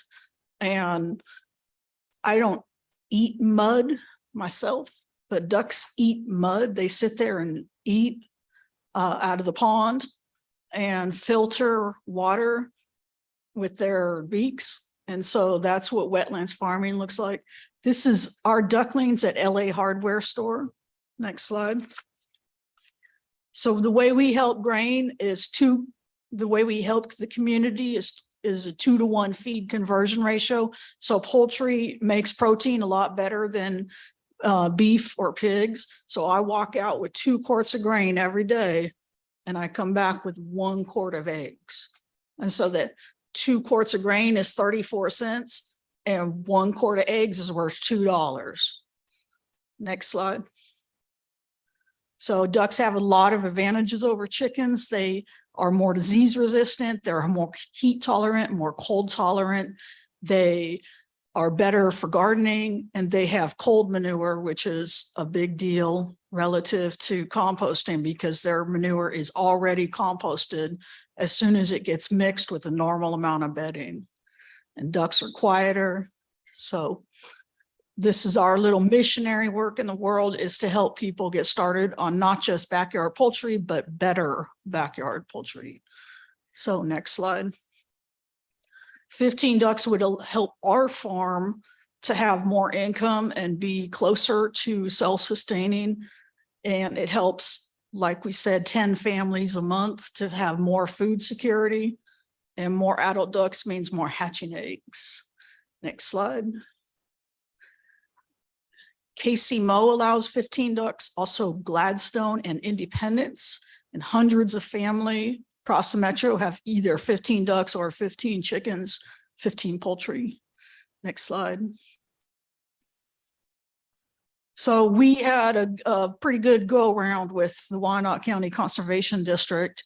And when they said work with, I thought that meant collaborate. However, it means obey. So we have now obeyed everything that Wyandotte County Conservation District meant. So this is a fence that covers the back, that keeps the ducks out of the back 3 areas. This is the back area of the pond. So the ducks stand on that dam right there and filter that water that comes down. This is the lowest part of the yard. Next slide. This is a dedicated composter they asked for. Next slide. They asked the front yard to be trimmed. This is what it looks like in summertime with a lot of plants. Next slide. This is what it looks like trimmed in fall after a lot of stuff has died back. Next slide. So they've asked for bare ground to be covered and seeded. So we have thrown down grass seed, and this is straw or wood chips that's covering them. Next slide. So this, I saw you guys wonder about this overgrowth. This is intentional growth. Much of what you see in this slide is now labeled for those who don't know how to identify plants, including the Wyandotte County Conservation District. So grape is most of what's there, and it does produce grapes. We've had over 200 pounds of grapes harvested from the farm, and it has a purpose. So remember, the city's own definition is of intentional growth. Does it have a purpose? So the roof protects ducks from sun. It helps them protect from hawks, and it produces food. So there's also sugar maple, hibiscus, Jerusalem artichoke, which is pretty big up front. Willow, sugar maple, already said that, cut plant, elderberry. Next slide. Those are mostly native plants. Apple, raspberry, pawpaw. We're going to get into the hatchlings. This is the cage where the hatchlings live. If you see, it's not much bigger than 1 cat. And we can put 90 ducklings in those 2 little rabbit hutches. And we, like we said, we hatch about 100 a month. So we don't keep 90 for the whole month. We get them on out usually within the first week. Next slide. So again, hatchlings are small. This is Jacobina and Graymos who hatched out these own ducklings. There's about 10 in this picture. If you have a good eye, you can spot them. And that's the cherry bush in back. Next slide. And this is almost 100 ducklings in 4 shoe boxes. So hatchlings are pretty small. Next slide. So the city, Mr. Hand just said there was formal complaints. I think we've had warning letters, but not official citations. He could correct you if I'm wrong. Animal control has said ducks are well tended. We have now addressed our neighbor concerns. We had 8 letters in support. I believe we have at least 1 person on the line in support. We had 38 people at the Planning Commission in support. Next slide. We did have some neighbors complaining. We have now talked to those neighbors and addressed their concerns with their main concern was smell and rodents. So they alleged that there's a smell, and I have repeatedly maintained that there is no smell. And we've had 4 visits from city officials that noted no smell. So, you know, this is an alleged, but anyway, a reduction in juveniles will address it. And the Planning Commission has already reduced the juveniles down to 40. And defining juveniles as 3 to 8 weeks. So being clear with that. And neighbors have agreed with me to discuss with me if they have any more problems. The fowl permit requires that we have a rodent plan in place. So Mr. Lopez was there at the meeting when he heard some of these concerns. So we have now made nice with those neighbors and gave them some duck eggs. And when the girls started laying this fall, and they have gave back some sweet potato pie and some blueberry muffins. So we have done the neighborly thing and tried to make good on this. So next slide. So this brings you back to my request. I'm okay if you just say 8 adult ducks and 40 duckling or 40 juveniles aged 3 to 16 weeks. But if you want to say 12 or 15 adult ducks, I think there would be no problem with it and we'd be able to maintain concern. In the planning, I did discuss with planning commission members. They said, you know, you can go backwards on this. You aren't stuck. You can actually just try this. So you can just try it for a while and see if it works. And I would say, just give me a chance on the 12 or 15. But if you don't feel generous, we can go with the 8 with the redefinition, but just don't go with what the planning commission said. So that's my presentation. Thank you. I'll now open the public hearing. Clerk, have you received any notification of the public who wish to express their comments in favor of the item? No comments received. Is there anyone else present that'd like to speak in favor of the item? Clerk, is there anyone joining us virtually who'd like to speak in favor of the item? We have one hand raised, Susan Jaster. Ms. Jaster, you'll need to unmute. State your name and city for the record, please. Susan Jaster, Concordia, Missouri. Lincoln University, and I also work for Agribility of Missouri. And I think Karina has done a very good job of taking care of her animals, and she has seen to their health, but also the surrounding area of her property there, trying to keep everything well trimmed. And the only reason why some of the plants look large, I mean, she is looking at the use of these plants for the health and safety of her animals. So she has done a really good job of protecting them with a little bit of cover. Hawks are very talented at swooping in if you don't have anything in the way for them to have to maneuver around. So she's just protecting her animals. And I think she has done a really good job with her environment, and has shown some very unique ways to keep the water runoff from happening. And also she has shown a lot of, I think she should be given a lot of credit for taking care of her composting and all this land around her home, so that the animals are protected, plus they are not interfering with the comfort of neighbors. And I think that she does a very good job. I work for Lincoln University as an outreach person, as an extension person. And this is part of my job, is to come and help her figure out ways to make more money, but also to keep her environment healthy for her livestock. And so I hope you'll pass it for her tonight. I think she's doing a great job, and she will continue that. And I'm an advisor for her if there's any time she needs help with something. Thank you. Clerk, is anyone else virtually? No other hands are raised. Clerk, have you received any notification of the public who wish to express their comments in opposition to the item? No comments received. Is there anyone present who would like to speak in opposition to the item? Clerk, is there anyone joining us virtually who'd like to speak in opposition to this item? No hands are raised. I will now close the public hearing.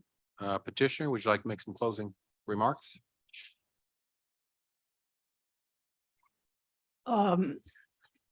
For my closing remark, can you put that slide back up so they know, let's get the wording right? And I would just ask to make sure that we change the 40 ducklings to 40 juveniles aged 3 to 18 weeks, 3 to 16 weeks. And up to you guys to introduce your motion on the number of adults. Thank you. That takes us to our commission comments, and we have Commissioner Ramirez. Thank you, Mr. Mayor. To the best of your ability, can you explain what's the difference between 8 adult ducks and 15 adult ducks? How does that, what's the impact of the difference between those two amounts? The adults lay hatching eggs, so more hatching eggs means more ducklings, and then more ducklings means more families that can get started on doing backyard poultry. Okay.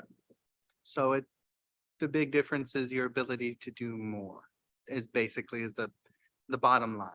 Because more adult ducks is your ability to do more of the programming that you do.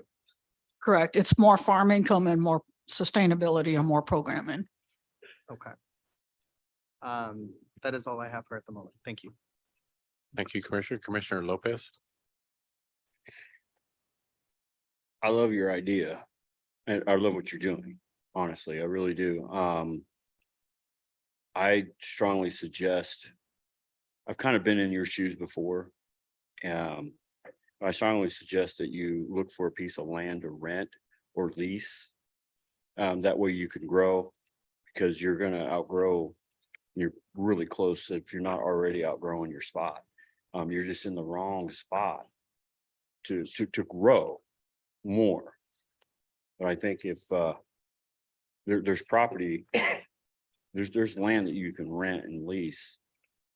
Especially, and I think there's some in my district actually, but that would be ideal for you to, I think there's some land to lease as well with ponds and whatnot. That's in the works. Right. But I understand what some of the neighbors that are not, their concerns is, yeah, I mean, it's gonna bring in predators, hawks and stuff and owls. And I understand why you have the overgrowth.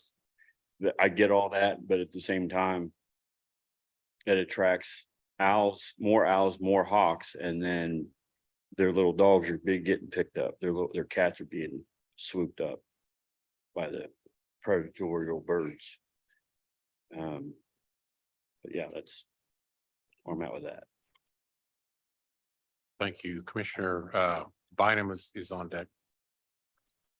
Thank you, Mayor. I have, I think, technical questions for Mr. Hand. So the neighborhood where this is located is situated in the Jersey Creek, I want to say basin or watershed. I'm not sure what the correct word is for that. Is that true? Gunnar Hand, Director of Planning and Design. I do believe it's in a sub watershed, although as noted by the applicant, the property slopes to the south. So where this activity is happening in her backyard slopes towards State Avenue. Okay. Second question actually might need to be answered by the applicant. The waste that is produced by your ducks and ducklings.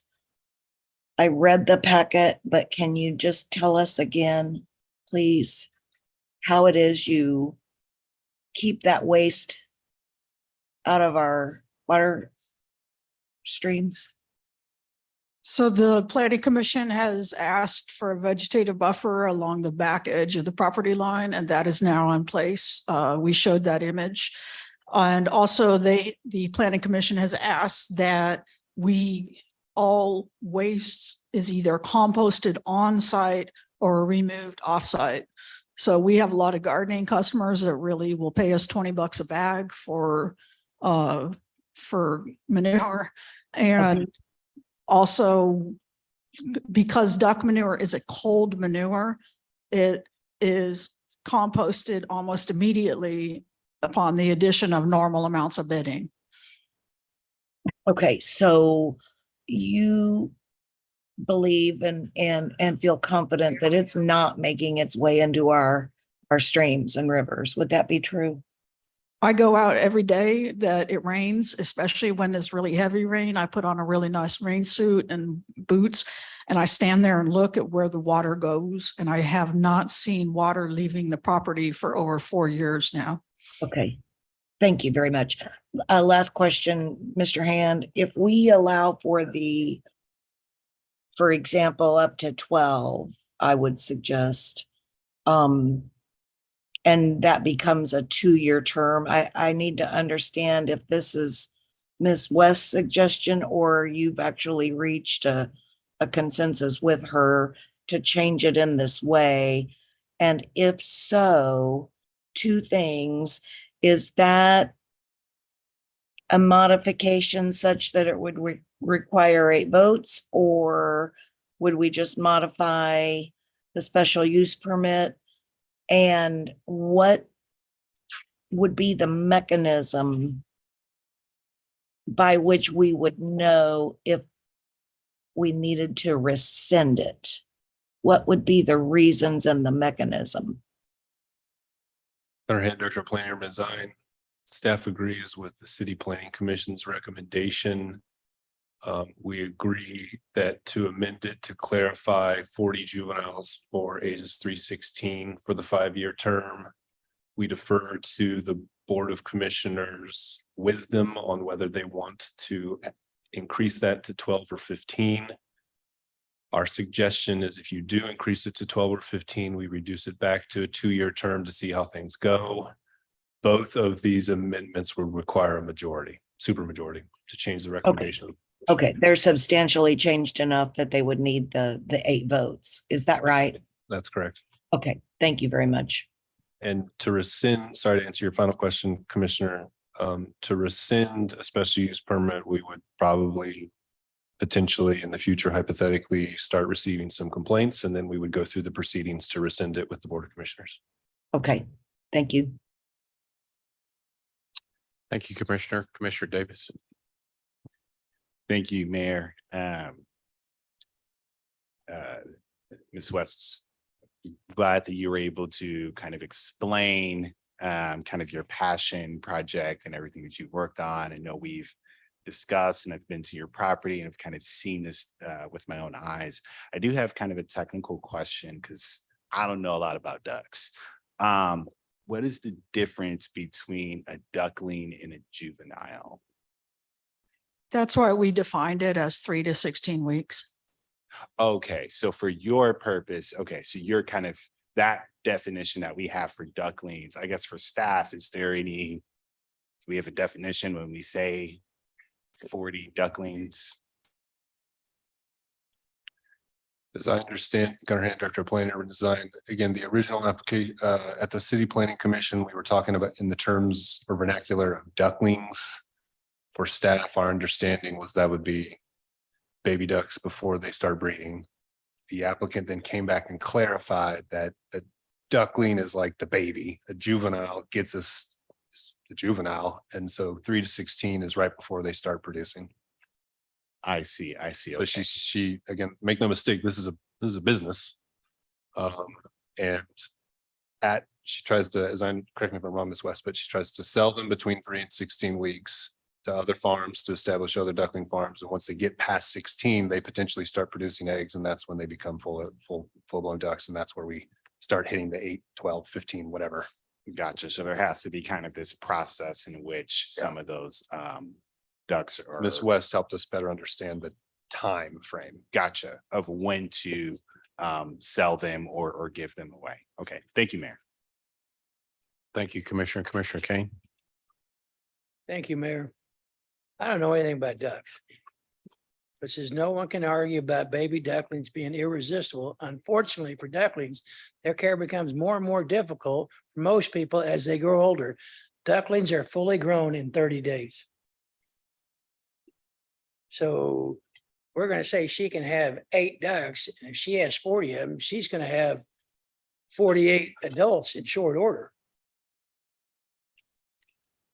And this is, I got it on my phone, and as Commissioner Lopez says, I'm not real sure I would want that next to my house. Because you don't know what kind of other things that you're inviting to be over at the house. I'm struggling with this. I struggled with this the first time, but this is very important that they are full grown at about 30 days. Thank you, Mayor. Thank you, Commissioner. Commissioner Townsend. Thank you, Mayor. good evening to the applicant and Mr. Hand, and I too will need a bit of clarification. What currently, Mr. Hand, is the applicant under in terms of what's allowed?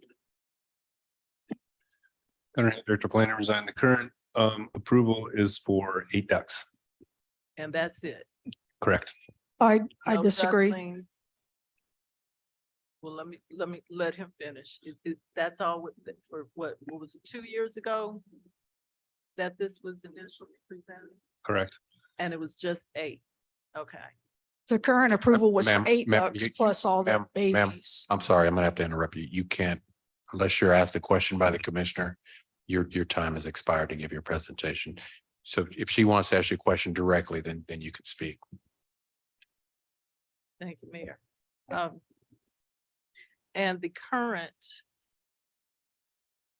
planning commission recommendation is 8 ducks plus these 40 ducklings. Is that correct, Mr. Hand?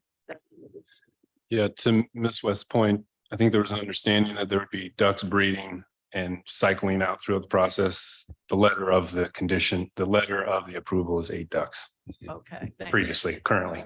Okay. Also in the homework packet, there were notes that there had not been previous recommendations by the Wyandotte County Conservation District as to how the property was to be kept or maintained. What's the current status with regard to that? Current Director Planner and Design. Conservation District worked with staff.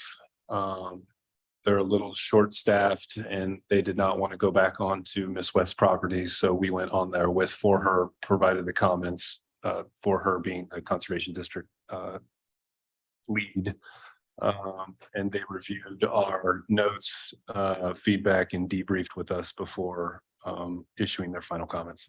And what was the outcome of that? Was there compliance, or what we're reading is the current situation? That All of the issues that were raised in our conversations with the Conservation District were the slides that Ms. West specifically noted in her presentation about ground cover, about the vegetated buffer, about the compost bin. Those were all originally Conservation District comments that were requested as per the renewal. Okay. She was demonstrating that she was meeting the Conservation District's comments. Thank you. Okay. Last comment with regard to the Conservation District, though, is what concerns me. It says that the district does not believe that the current setup can support more than the currently allotted amount of ducks, which is 8. And that's what's hard for me to get over. And it goes to comments by Commissioner Lopez. We're in an urban environment, and we have to have some type of measurement by which we try to accommodate the applicants, but are also aware of the environment that these ducks, the chickens, the goats, are in. And that's what gives me pause here as to what the Conservation District has determined in the property. I applaud you for coming up to the other standards and what you've done, but it just seems here like the amount of property that you're operating on would be limited to 8. I guess with these other ducklings that come along, you have to sell them, get rid of them. So that's the concern that I have. Thank you, Commissioner. Commissioner Stites? Stites District 7. I didn't know that tonight that we were going to get quite an education in the process of duck raising and selling of eggs. So that kind of quacks me up. Well, it's 9 o'clock. We need to smile a little bit, right? Ma'am, I have a question for you. So when you talked about the getting rid of the manure, right? And you said that you sell it or you compost it right now. So do you currently have customers that you're selling excess manure to? Correct. You do. Okay. So that I was going back to kind of like what Commissioner Bynum was talking about. So ducks or ducklings or little ones or juveniles or whatever that don't get sold, right?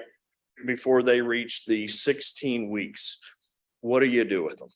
What happens to them then? Because according to some documentation, and Commissioner Kane pointed it out, that a duck is full grown in 30 days. I don't know if that's true or not. I have no idea. But when do they start laying eggs? At what age? And what do you do with the ducks if they're not sold? So my current business model is that I get rid of almost all of them immediately before 3 weeks old. And that's why we're asking for the hatchlings, the young little babies are not included in the limit, because under 3 weeks old, they're quite small. And we showed a lot of pictures to show you how small they are. So the 3 to 16 weeks is not, those are not really revenue generating. So I don't really like to keep very many of them. 40 is the max that I would like to keep. These numbers can be changed before you guys vote on them. And it could be 3 to 8 weeks. It could be 20 juveniles, whatever the magic number. But they do start laying eggs at 16 weeks, which is better than chickens, which is at 20 weeks. Better because you can. Yeah, because it's almost 2 to 4 weeks sooner than a chicken will start laying. But what you're saying, when they reach laying age, you're planning on them being gone. No, correct. I'm planning on, because I'm only wanting to keep the 8 adults. So the juveniles are what you call a grow out.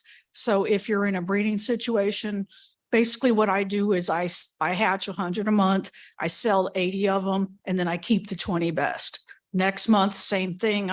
I sell 80 of them, I keep the 20 best. And then by 8 weeks, they're grown up. I can assess them at an 8-week-old age. And then I know which are the best to keep for the next round of breeding. Just listening to your numbers, it sounds like that we're actually talking about there being on site a lot more than just 8 adults and 40 babies. I mean, that's what it sounds like to me when you just put that out there like that. Are you saying, and I think this is what you said in the very beginning, that you were amenable to the planning's recommendation at 8? Because I think that's what you said when you first got up. But if we feel generous, I think is what you said, that we would be at 12. Or 15. Yeah, I'm amenable to the 8 adult ducks, but 40 ducklings, you can't run a hatchery without hatchlings. So I need the hatchlings that are under 3 weeks old. So I need to change that 40 duckling to exclude those hatchlings that are under 3 weeks old. So that's why it says juveniles age 3 to 16 weeks. It could be 3 to 8 weeks if Mr. Kane says they're full grown at 30 days, it could be 3 to 4. They're Right here. they're full grown at 8 weeks. That's the butcher age. So for males. That's another reason ducks are better than chickens.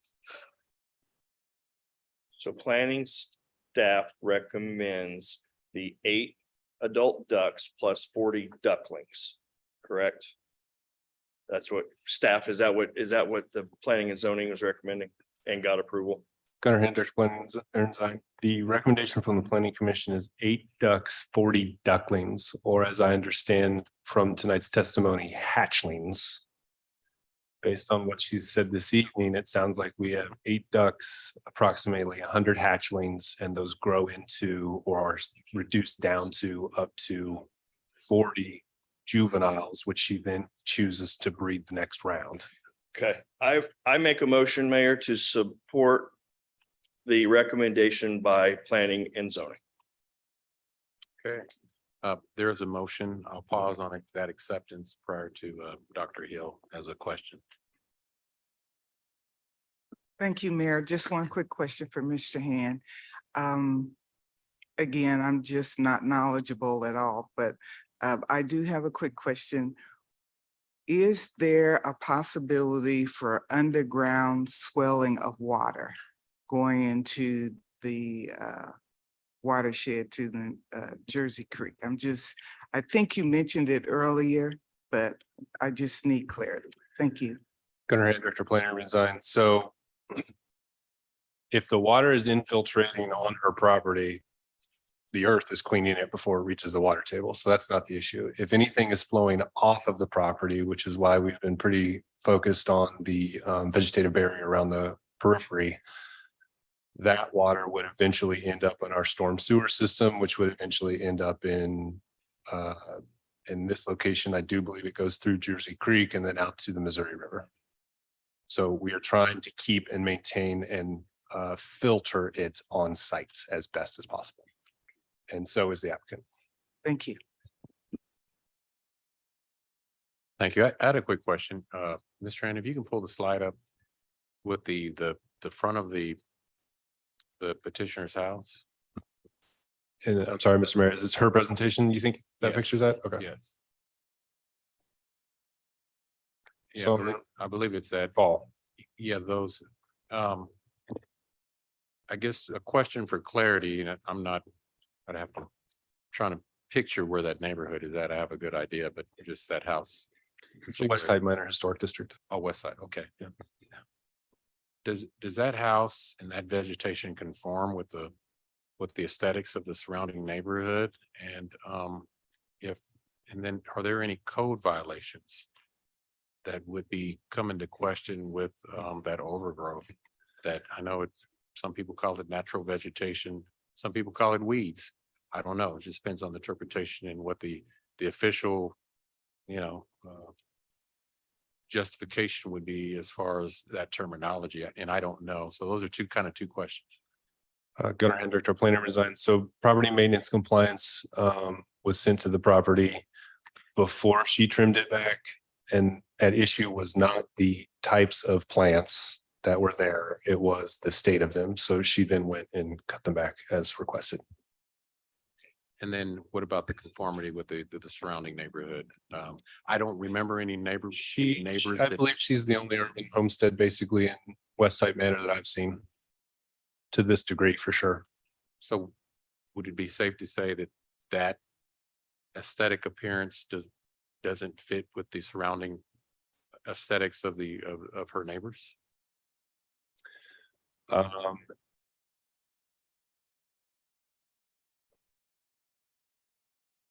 Gunnar Hand, Director of Planning and Design. I think the fact that she chooses not to have non-native grass instead, and these native plants is not addressed in our code. It is the maintenance of those plants that is addressed in our code as it relates to property maintenance. It is unique. I think that all of our planning activities in the last 4 years that I've been here have been supportive of urban farming and urban gardening and vertical businesses like Miss West's. So while this is a standout in this historic neighborhood, I don't think that it's,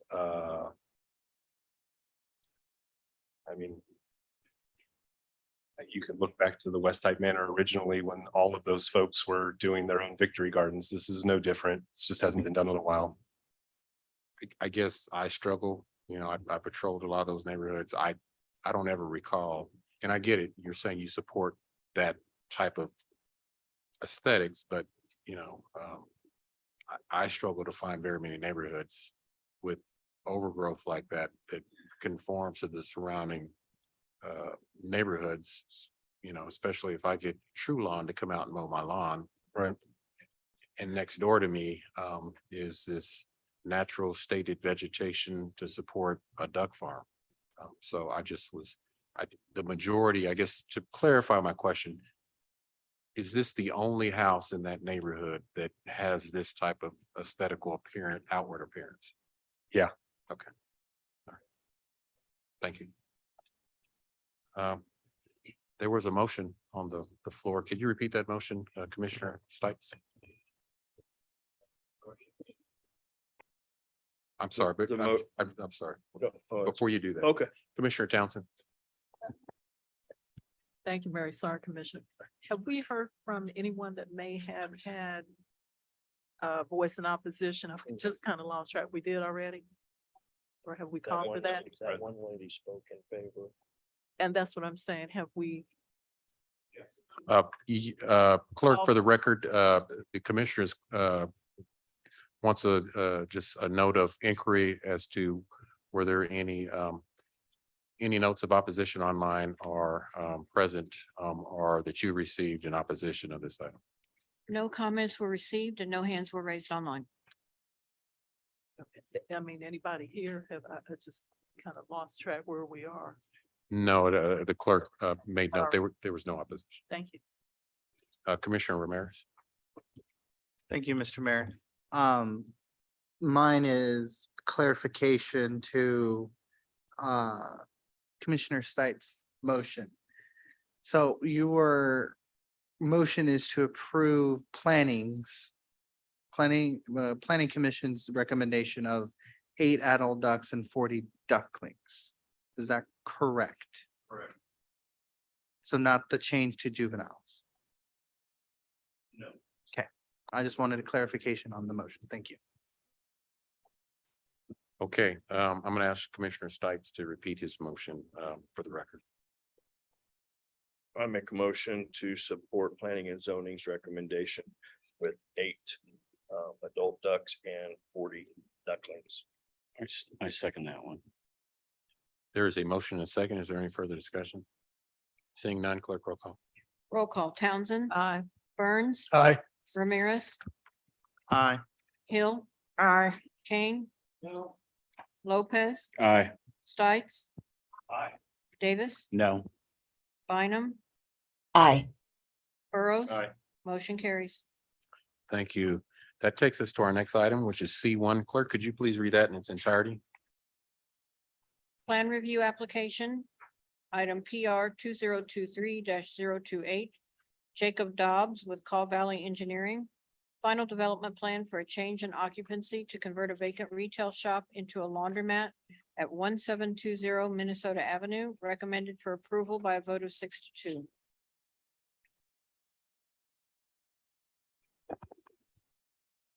All right. I'll ask the applicant to come to the podium, present, and state your name and address and present your proposal. Clerk, I believe you have some people online who would like to speak first. Are they the petitioner? Are the applicant? Correct. They are. Okay. Clerk? We have Matt Cross with Call Valley Engineering. Yeah, this is Matt Cross with Call Valley Engineering, 8040 North Oak Traffic Way, Kansas City, Missouri. I do believe that Kathy Warman, the project architect, will speak on behalf of the project, and she should also be online. We have Warman Architecture online. Yes, that's correct. Hi, this is Kathy Warman. Can you hear me? Yes. Thank you. Matt, did you want me to start? Yes, please go ahead. All right. Thank you so much. My name is Kathleen Warman with Warman Architects. I am here representing the owner along with Matt Cross with Call Valley Engineering. We are proposing the raise and rebuild at the location at 1720 Minnesota Avenue of the existing buildings that are there, and replacing that with a 5,400 square foot new building to be used as a coin operated laundry. I believe in the audience live are Tom Lawson and Summer Lawson, the owners and developers of the property. We did get approval from the Plan Commission for this project, and we appreciate that and are here to answer any questions that you have about the project. Thank you. I'll now open the public hearing. Clerk, have you received any notifications from the public who wish to express their comments in favor of the item? No comments were received. Is there anyone present who would like to speak in favor of this item? Okay. Is there anyone joining us virtually, clerk, that would like to speak in favor of the item? No hands are raised. Clerk, have you received any notifications from the public who wish to express their comments in opposition to the item? No comments received. Is there anyone present who'd like to speak in opposition to this item?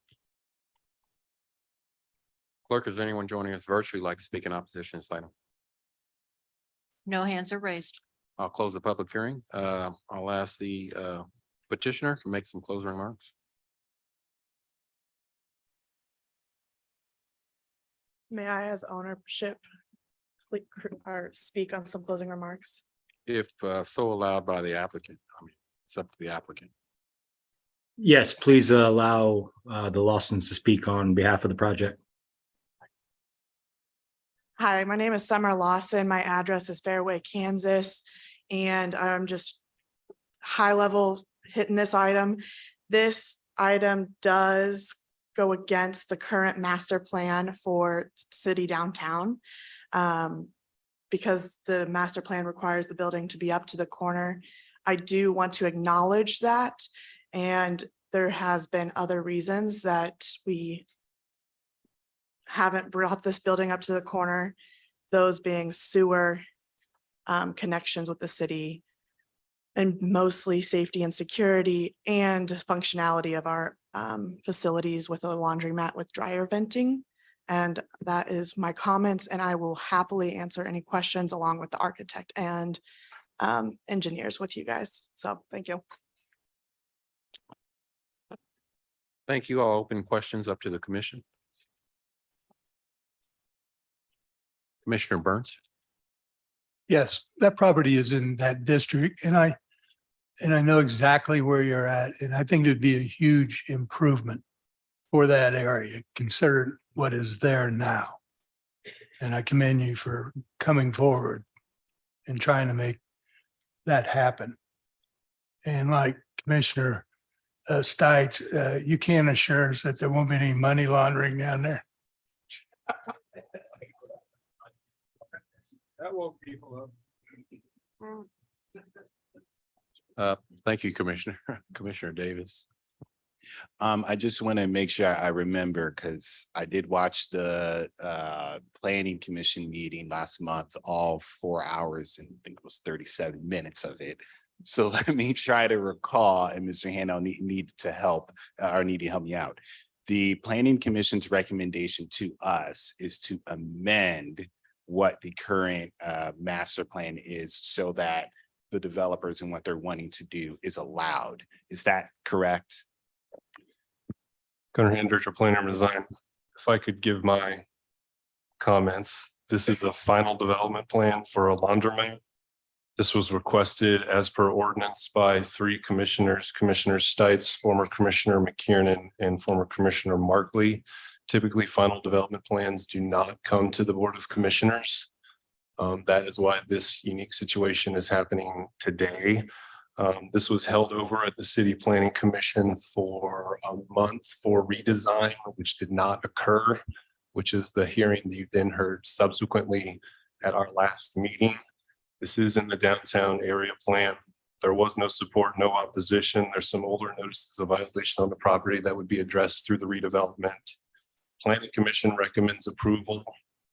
Staff disagrees with Planning Commission's recommendation. What you're here to do is to approve the final development plan, and that's it.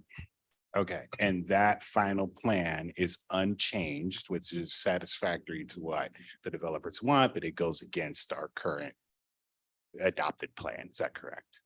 Essentially, yes. Okay, I would move to approve.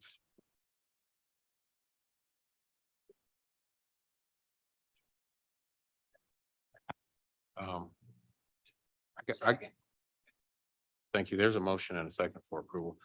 Before we accept those motions, I believe Commissioner Davis was specific in the question, Mr. Hand, as to does that development go against the master plan? And you said essentially, is that a yes or a no, or maybe so? This project does not comply with neither the commercial design guidelines or the downtown area master plans design guidelines.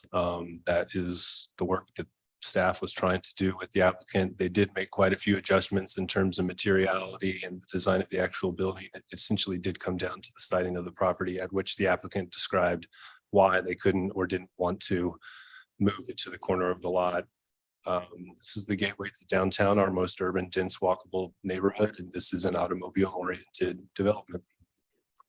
That's staff's opinion, but again, I believe the City Planning Commission, to your specific question, Commissioner Davis, City Planning Commission provided the deviations necessary from both of those design guidelines. So the only thing being considered today is the final development plan as presented in the packet.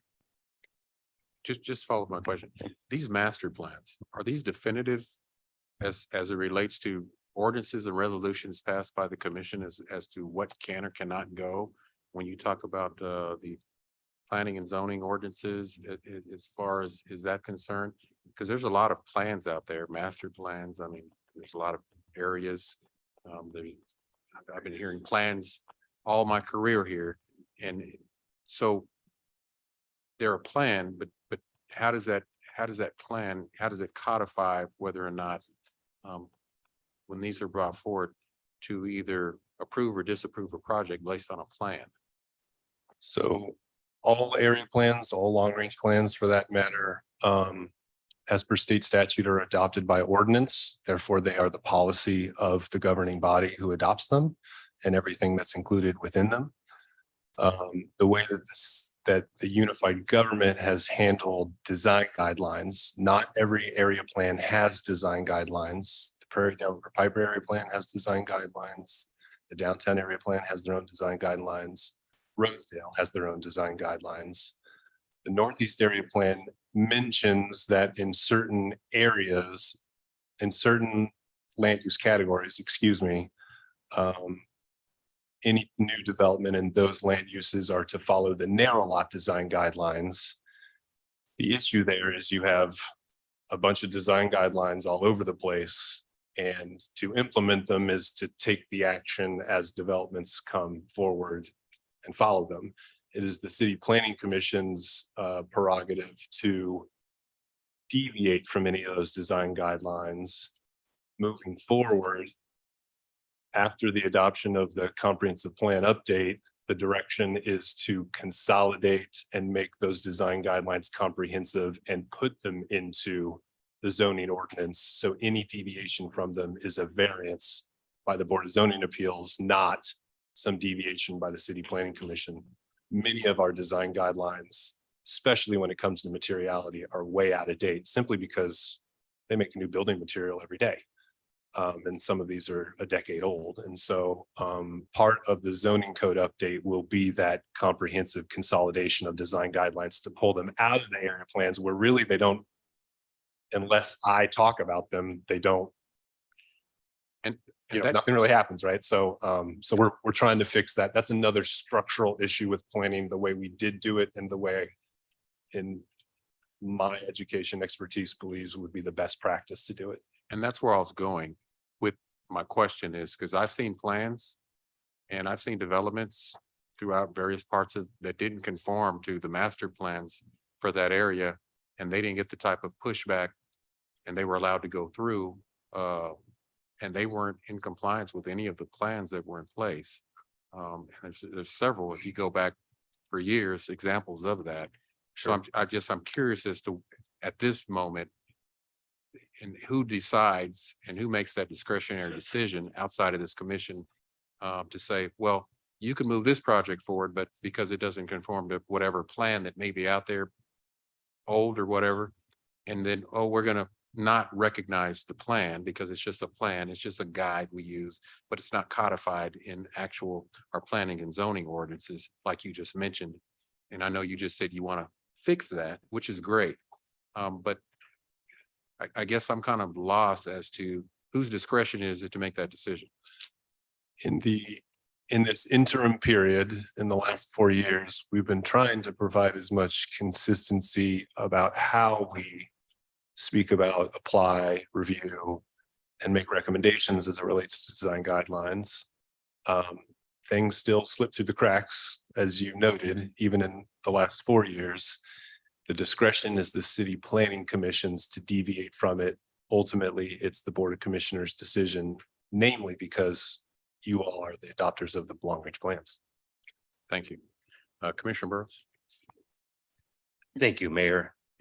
I just want to state that the district presently has what I would consider some challenging spots This, I'm sure the clients have done a demographic or needs study. They wouldn't just plop down and throw a laundry mat in the middle of a community if there was no need. So I do appreciate the fact that they're using a more modern building, which will be utilizing our utilities more than what the present building is. It's a more modern building. The agriculture that we spent dealing with ducks, if you'll notice the agriculture trees that are being stationed around the building will add a little bit of urban renewal to, I don't want to say a challenged area. But if you go just a half a block west, you come into a car wash and a building that should have been tore down probably a number of years ago. So I want to thank you for your interest in our community. I'm going to be supportive of the motion.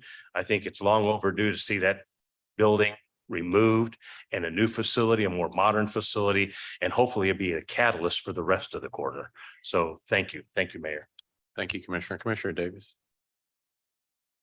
I'll say very, very quickly, I know you all were in the crowd while USD 500 was talking about the kindergarten readiness program and stuff. So we'd love for you all to get connected and to see that in your development as it comes to fruition. Thank you.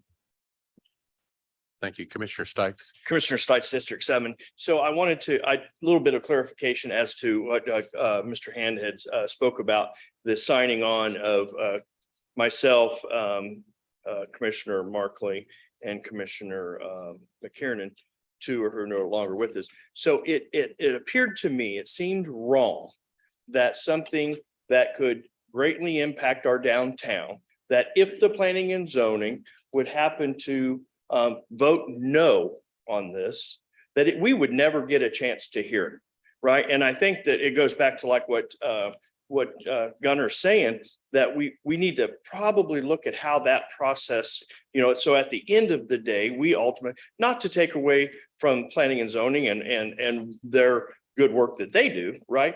But at the end of the day, if we feel like that we are the elected, they are the appointed. And I'm not taking anything away from them because they do a good job. But I think at the end of the day, it should fall squarely on our shoulders as the elected as to what should happen. At least a decision, a final decision should be made. And then, so one thing, and I'd like to ask legal about. So I reached out to one of the other than my own planning and zoning appointee to discuss this, not to say which way to vote or not vote, just to discuss it. And I want to ask legal if it is appropriate for me to vote on this, since I did reach out and speak to that person, if I should recuse myself on this vote.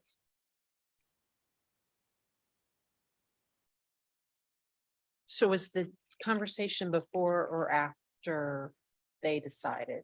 Before. And are you able to make the decision based on what you've heard this evening? And because you are serving in a quasi judicial function, are you able to make the decision this evening based on what you learned this evening or what you've learned outside? Because if it takes into account too much of, obviously you have common sense and knowledge that you can employ, but you have to. I've been supportive of this project since I learned about it. So I think what I'm going to do to be safe is I'm going to recuse myself on I this think vote. that is the safest. Thank you. Okay, thank you. Before we get into the motions, Ms. Rand, can you go back to the pictures of the actual site? I don't think we. Yes. For those of you who don't know, the building sits at 18th in Minnesota predominantly. I mean, it's just right there on the north east corner at that intersection next to a gas station. And I totally support what you all are doing, the applicants. I've talked a lot about investing in the disinvested parts of our town, and this is one of those disinvested parts that could be a seed to further economic development, again, to provide the types of goods, services, and resources and amenities. And I'm sure, and I think one of the commissioners brought that up, not sure who, I just remember one of them said it, that the residents in that neighborhood not only need, but they deserve. And it will bring a beautified facility that is, I know is going to be utilized by the residents at that location that, to me, says Blight. So I just want to say thank you. And to hit on Commissioner Stites' question, I champion working with this commission to work with my staff and our legal team and our administrator to look at policies that may not reflect both the values, the will of this commission and the expectations of our communities, to bring them in alignment of where we're at today in 2024. And we can do that as a commission, and I'm willing to work with all of you to do that. So if there are nuances that and frustrations that we gather from our constituents and nuances in policies, that really is our overriding role, is to get policies that hopefully can come to this commission, and at a commission meeting, a decision that can be made that can better align with where our constituents want us to be and where this commission feels we should be, to move things along in a way that cuts out the bureaucracy and some of the nuances that really hamper getting quality developments from getting done in our community. And so there was a motion. I believe Commissioner Davis had a motion. You want to, for clarity, Commissioner, repeat your motion? Yeah, it would just be to approve what the Planning Commission has submitted for recommendation. There's a motion and a second. Any further discussion? Seeing none, clerk roll call. Roll call Townsend. Aye. Burns. Aye. Ramirez. Aye. Hill. Aye. Kane. Lopez. Aye. Davis. Aye. Bynum. Aye. Burrows. Aye. Motion carries. Thank you. That takes us to our next item. Clerk, could you read that in its entirety?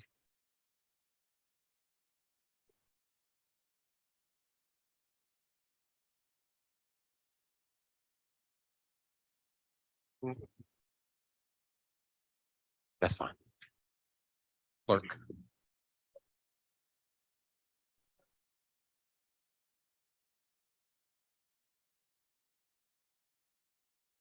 The next two items are related. First one is a plan review application PR 2023-034.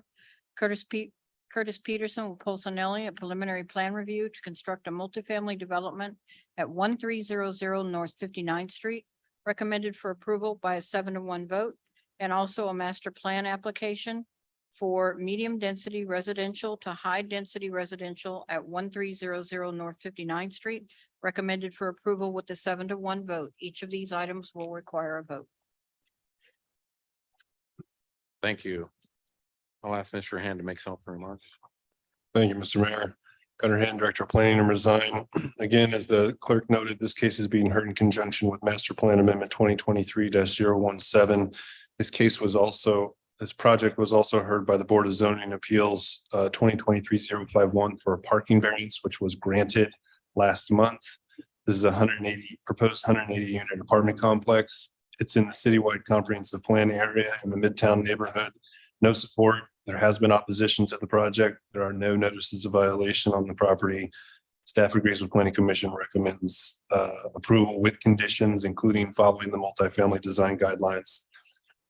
Sidewalk connections to State Avenue, which is 2 parcels to the south, and a final development plan will be required by this project in the future.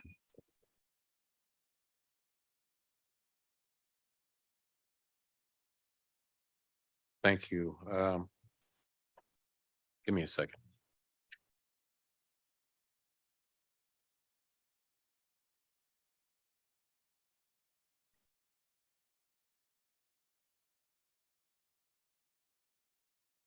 I'll let the petitioner make some opening comments.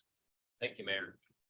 Kirk Peterson here on behalf of the applicant, 900 West 48th Place, Kansas City, Missouri.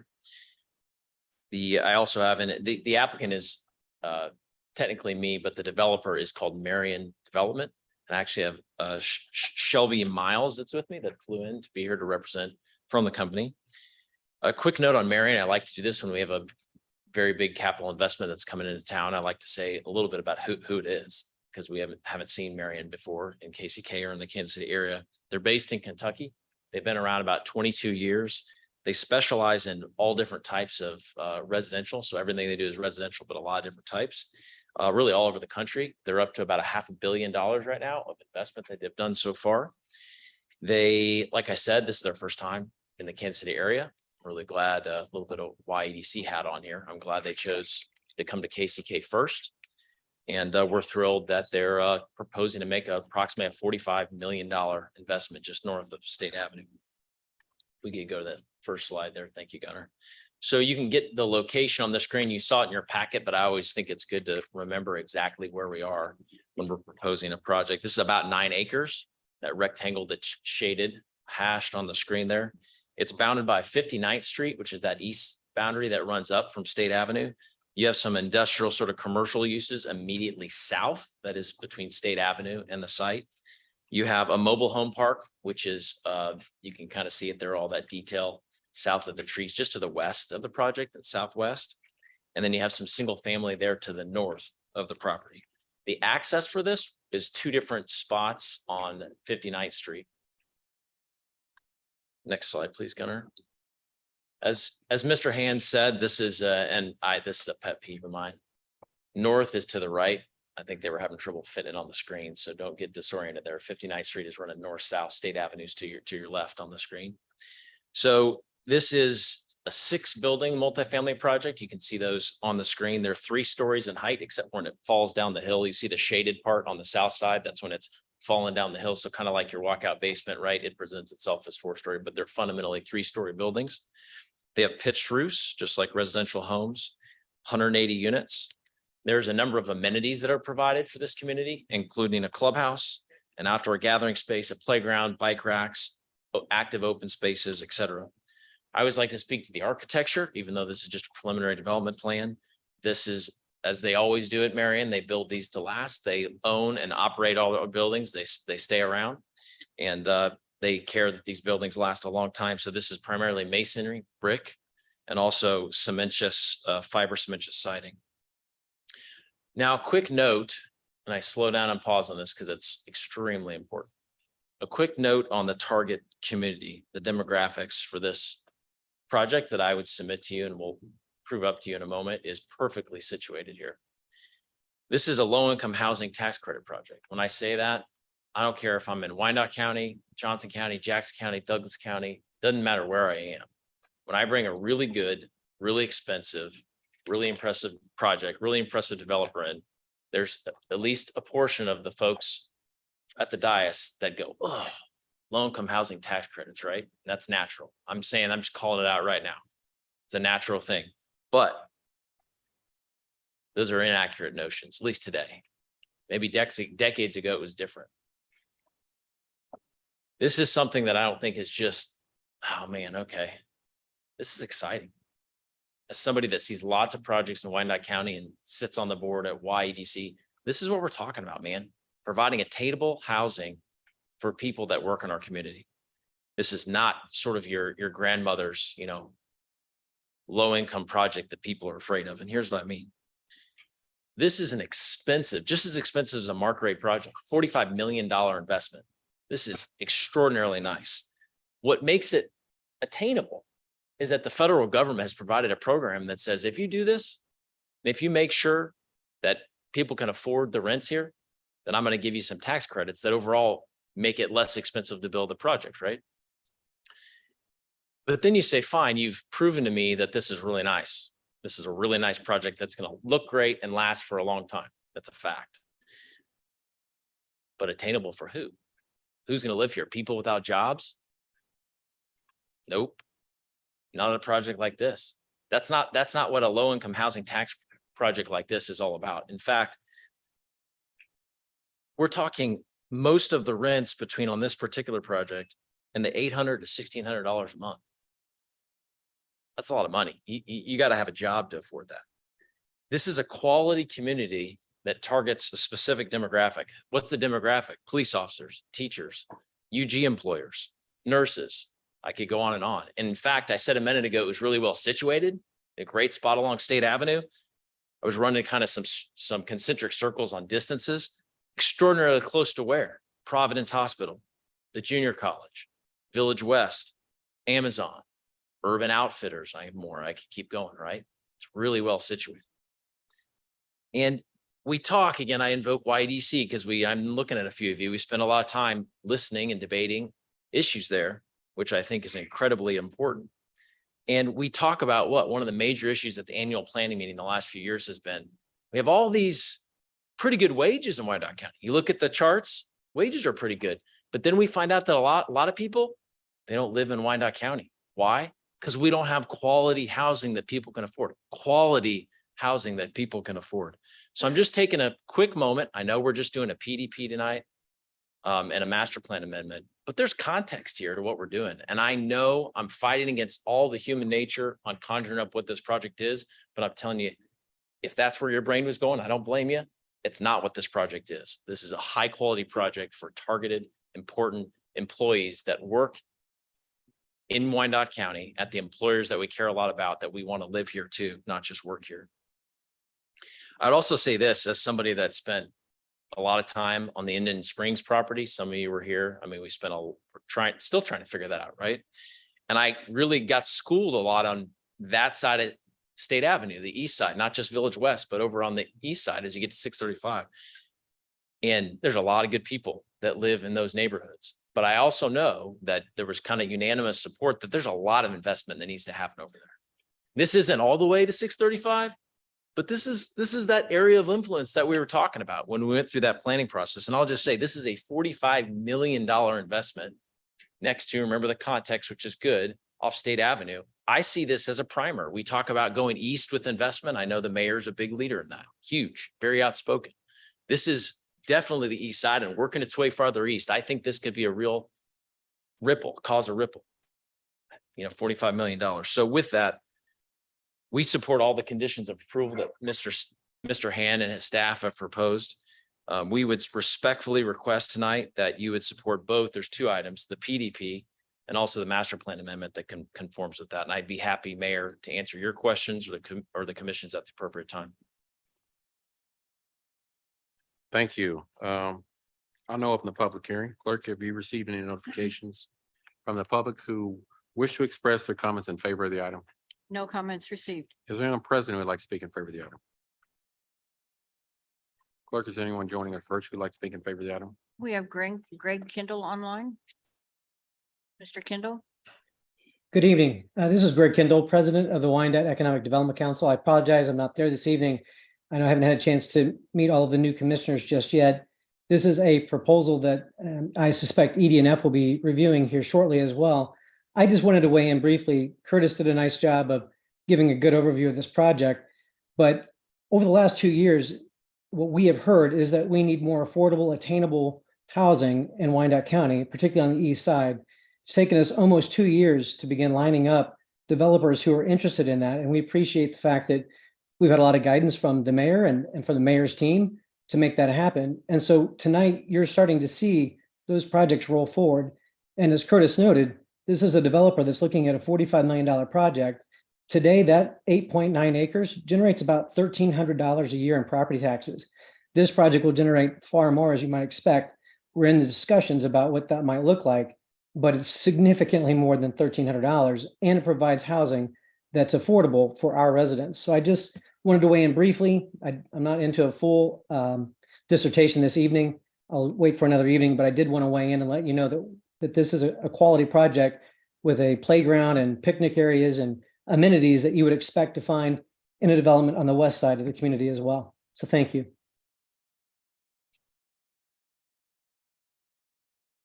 there anyone else, clerk?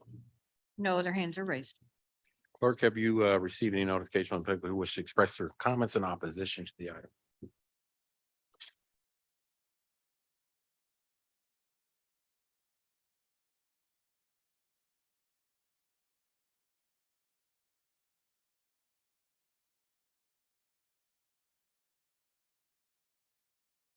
Is there anyone here that would like to speak in favor of the item? Okay, seeing none. Clerk, have you received any notification on the public who would like to express their comments in opposition? Yes. The clerk's office received 3 comments. I will read the summary of those comments. The first one is from Valerie Webb. Kansas City, Kansas. I'm writing to you in opposition to the Marion Development Group's project to build an apartment complex in my neighborhood and community on 59th Street. The following statements are not in order of importance, but simply my observation. As far as I can tell, the Marion Development Group does not have any other projects in Kansas City, Kansas, nor are they working in conjunction with any housing organizations in Kansas City. At the neighborhood meeting that was held November 17th, someone from either the law firm or the developer referenced finding a piece of dirt that meets the need for low-income housing in Wyandotte County. The dirt referenced is 8+ acres of woodlands that wildlife has been dispersed from the various previous low to mid-income housing projects located within 1 mile radius over the past 15 years. The street on which the development is proposed has a rural ambiance with only 5 single-family homes adjacent to the property. Those 5 homes collectively sit on approximately 14 acres. The street itself was once a rural road that spans a mere 18 feet wide of asphalt with no adjoining sidewalks or no yellow, no passing signage. There are various housing options within the area for residents that range from low to mixed income to market value. They offer options for the community with more amenities and safer neighborhoods. Building a complex that will include 182 units of 1, 2, and 3 bedrooms will certainly increase both vehicular and pedestrian traffic on 59th Street. The proposed crosswalk and sidewalk to connect sends a strong message and not one that KCK should be proud of. The complex has made accommodations for individuals with disabilities within the complex, yet once they step outside of that accessible, safe environment, it is travel at your own risk. Vehicles frequently travel faster than the posted 30 miles an hour. Individuals with disabilities can live independently in environments that accommodate their needs. An individual who's visually impaired who tries to use a crosswalk that has no signals to slow or stop oncoming traffic puts that person at risk. The same goes for someone who is hearing impaired as they start to cross when no traffic is initially seen. Someone who has physical limitations will need to find alternate means of travel. The building of the complex could have a range of 356 to 1,500 residents will have an impact on the neighborhood. The most recent developments at Eileen's Place, Buchanan's Crossing, etc., are in an area that offers more amenities, including a grocery store, gas station, restaurant, various retailers, pharmacies, auto services. I am sure the complex will be nice and understand there is a need for low-income housing in Wyandotte County, but it does not fit this neighborhood community that consists of people who are long-term residents on a rural asphalted road. My suggestion would be to find existing vacant land in proximity to more amenities designed for pedestrian and vehicular traffic without needing to remove any trees. There is no denying there are a variety of vacant lots throughout Kansas City, Kansas that might prove to be a better building site for a multifamily complex of this side. Plan KCK supports the use of current vacant properties to improve neighborhoods. Respectfully, Valerie Webb. Second comment is from Betsby Rivas Garcia. Firstly, I want to acknowledge the importance of development for the growth of our community. However, the scale and nature of this proposed project raise significant questions and considerations that I believe warrant careful examination. Our concerns primarily revolve around the following points: infrastructure and traffic impact. We are extremely worried about the potential strain on our existing infrastructure, such as roads, sewer systems, and utilities. Traffic safety. The increased foot traffic coupled with the lack of sidewalks may lead to unsafe conditions for both pedestrians and drivers. We are concerned about the potential for accidents and the overall impact on the well-being of our community members. North 59th Street is a rural road that does not have sidewalks and is only 18 feet wide. Currently, if 2 large vehicles such as waste disposal, school bus delivery truck, BPU, or fire truck are using the two-way street, they have to be very mindful to the limited space. If a third vehicle needs to use the street, then it has to either wait behind the larger vehicle, creating a bottleneck, or wait until one of the larger vehicles allows it to pass. In case of an emergency that requires first responders, the street would effectively become unuseful. The street also has very limited visibility as it has a hill and rise in the north direction that has caused vehicle impacts and vehicle crashes into nearby properties with the current amount of traffic that will increase exponentially with 182 units. Pedestrian safety. The absence of sidewalks poses a direct threat to the safety of pedestrians, including children, elderly residents, and those with mobility challenges. It is essential to consider how the influx of residents from the low-income apartment complex will navigate our street without proper walkways. Representatives of the Marion Development Group mentioned that this project is targeted as low income. As such, several of the future residents will rely on public transport. The lack of walkability and sidewalks would make this a very dangerous situation for able-bodied pedestrians, not to mention impossible for anyone with disabilities, strollers, shopping caddies.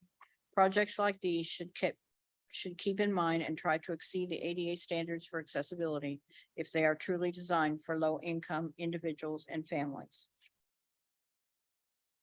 Last comment received was from Nick Rodina. I'm in strong opposition of this apartment complex that they want to build next to my property at 1204 North 59th Street. In my opinion, this street is too narrow to handle the traffic load. The sidewalk impedes my parking on the east side of my building, which is used every day, and I'm going to be adding a second entrance to my property further to the north at some time in the near future. There needs to be screening and or a wall constructed between my property and the apartments if they happen, to keep people and pets out of my construction lot.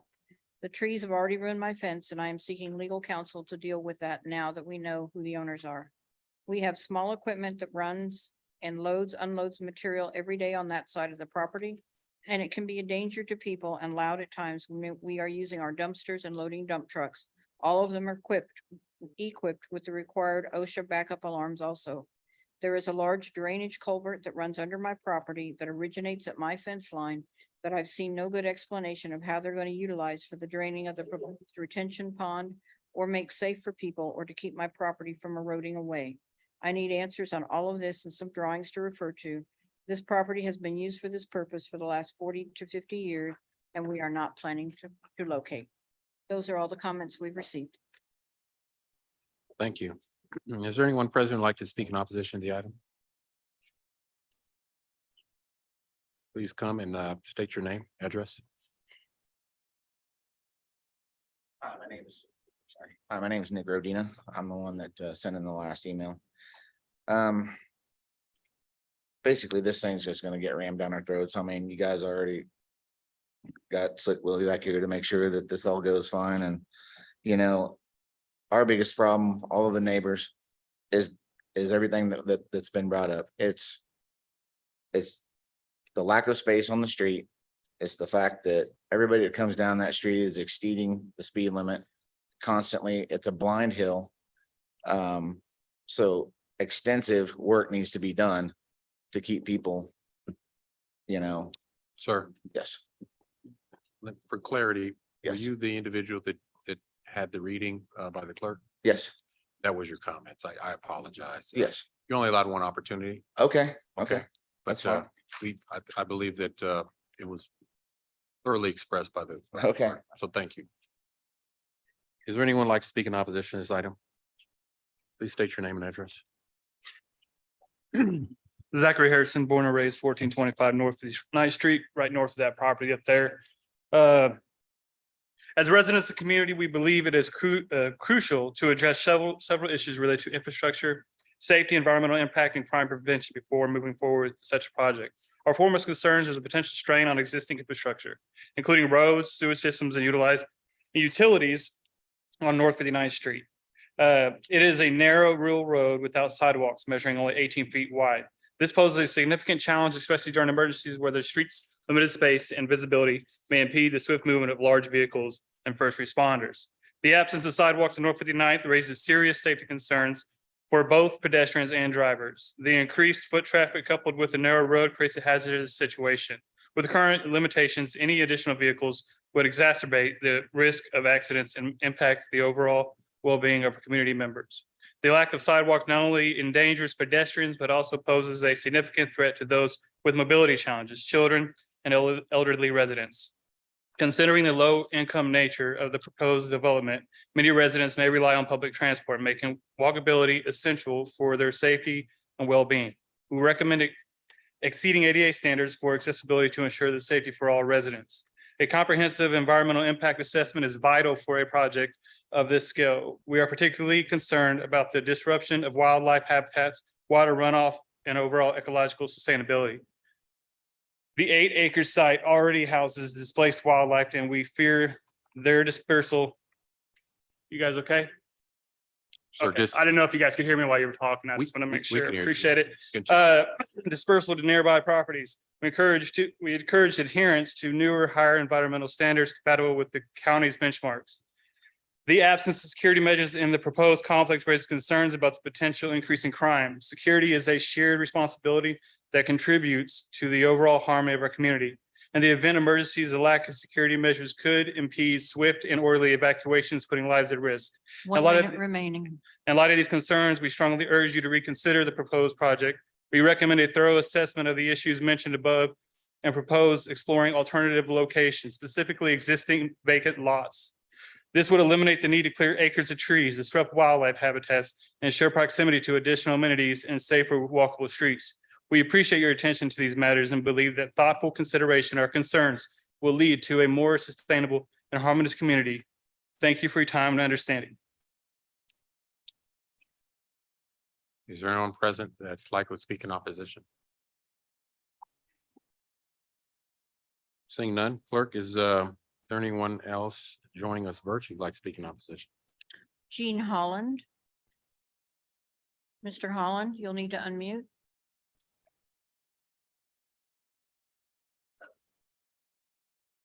Mr. Holland, Okay, can you hear me? yes, go ahead and Okay. state your name and residence, please. Thank you. Gene Holland, 1325 North 59th Street, Kansas City, Kansas. I will start off by saying I did send letters of opposition to all the commissioners, and I got responses from a lot of them and one to the city clerk, so I'm not sure why it was not recorded. I'll reference back to the early assisted living position as I make my comments regarding neighborhood notification and road conditions. I believe that more of Coronado neighborhood needs to be aware of the development, as the corporation states that they are doing this to improve the area. Shouldn't all in the area be made aware of this? I'm sure the Merriam Corporation and their talking heads have complied with the letter of the law, but announcement on page 24 of the Wyandotte Echo is not a good faith effort for the neighborhood as a whole, and only sending letters to those directly impacted is not addressing the neighborhood as a whole. And I also will ask, did the resident directly north of the project receive a letter? No one has mentioned them. One question I have is, will neighborhood residents be impacted financially for the sewer system? I asked for a comprehensive traffic study, not just traffic count. Issues with speed limit compliance and street maintenance and conditions, especially in inclement weather, should be addressed. Has any consideration been given to, or has the school district been contacted on the impact of 180 new families on Lindbergh Elementary School? Finally, I don't believe this is keeping with Plan KCK in providing for diverse income neighborhoods as opposed to locating a high density of quote, low income unquote housing in one area or neighborhood. Nor does this keep with the plans protecting historic neighborhoods. One final neighborhood, the gentleman referenced Indian Springs. I will ask why a housing development cannot be perhaps put there. That's the end of my comments. Thank you.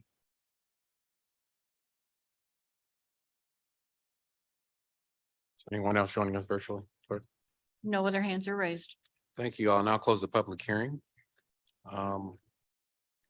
Petitioner, closing remarks.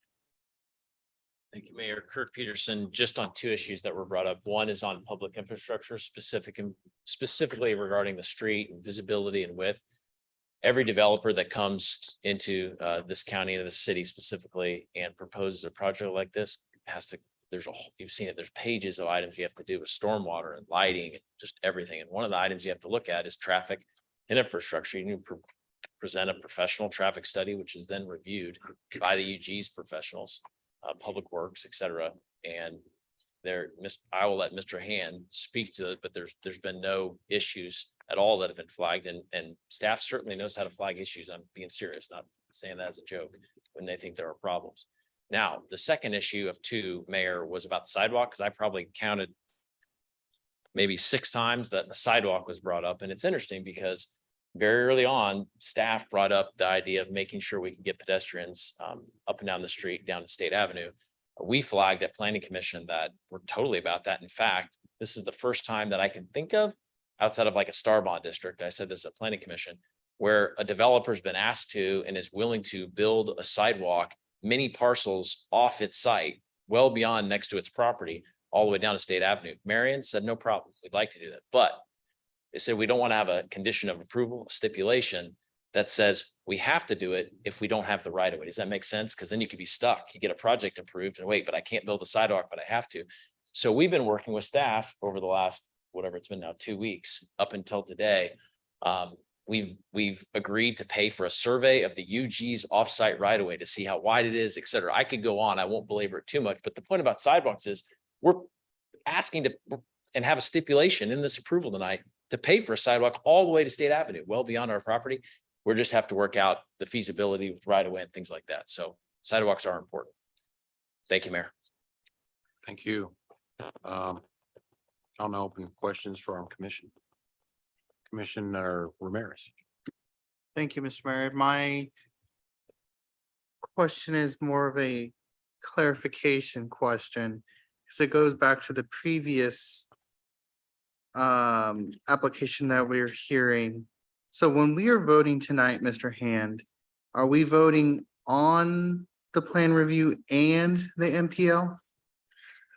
Gunnar Hand, Director of Planning and Urban Design. There'll be 2 votes for this case, one for the master plan amendment, one for the preliminary development plan. Unlike the previous development, all preliminary development plans go through the Board of Commissioners. That's your bite at the apple. And then we get it basically to 90% design, and the City Planning Commission reviews the final development plan, typically with the built-in trigger that if the Board of Commissioners wants to see a final development plan after seeing and hypothetically in that scenario, approving a preliminary development plan, they can. So you do see all of these projects. You do get a bite at the apple. It's just at a more preliminary level before we go through all the final design work that typically happens up to final development plan.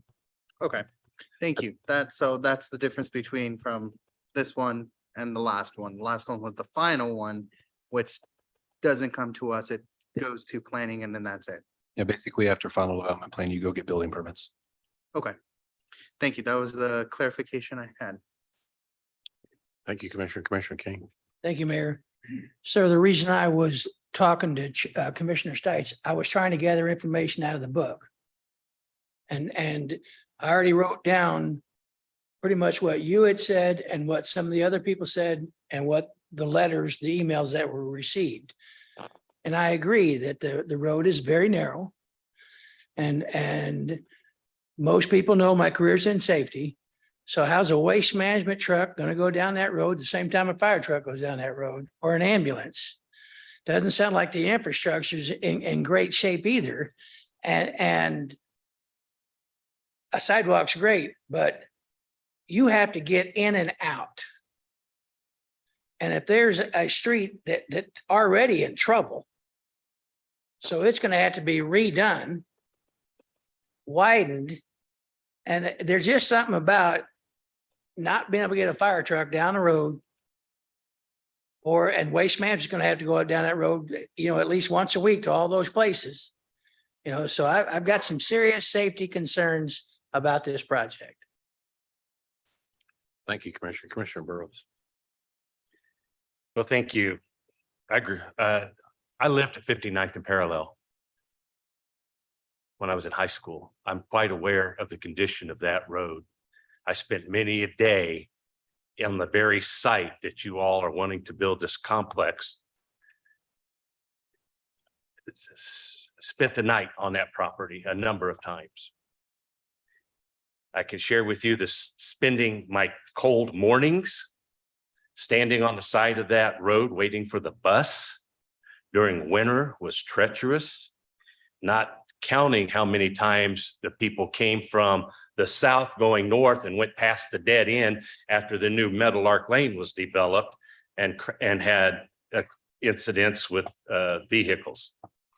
I do believe, if I remember correctly, there's 2 residential developments starting on the north side of Parallel going south. There's another one just as you crest the hill, and they're single family, if I remember correctly. At least they were when I was a young man.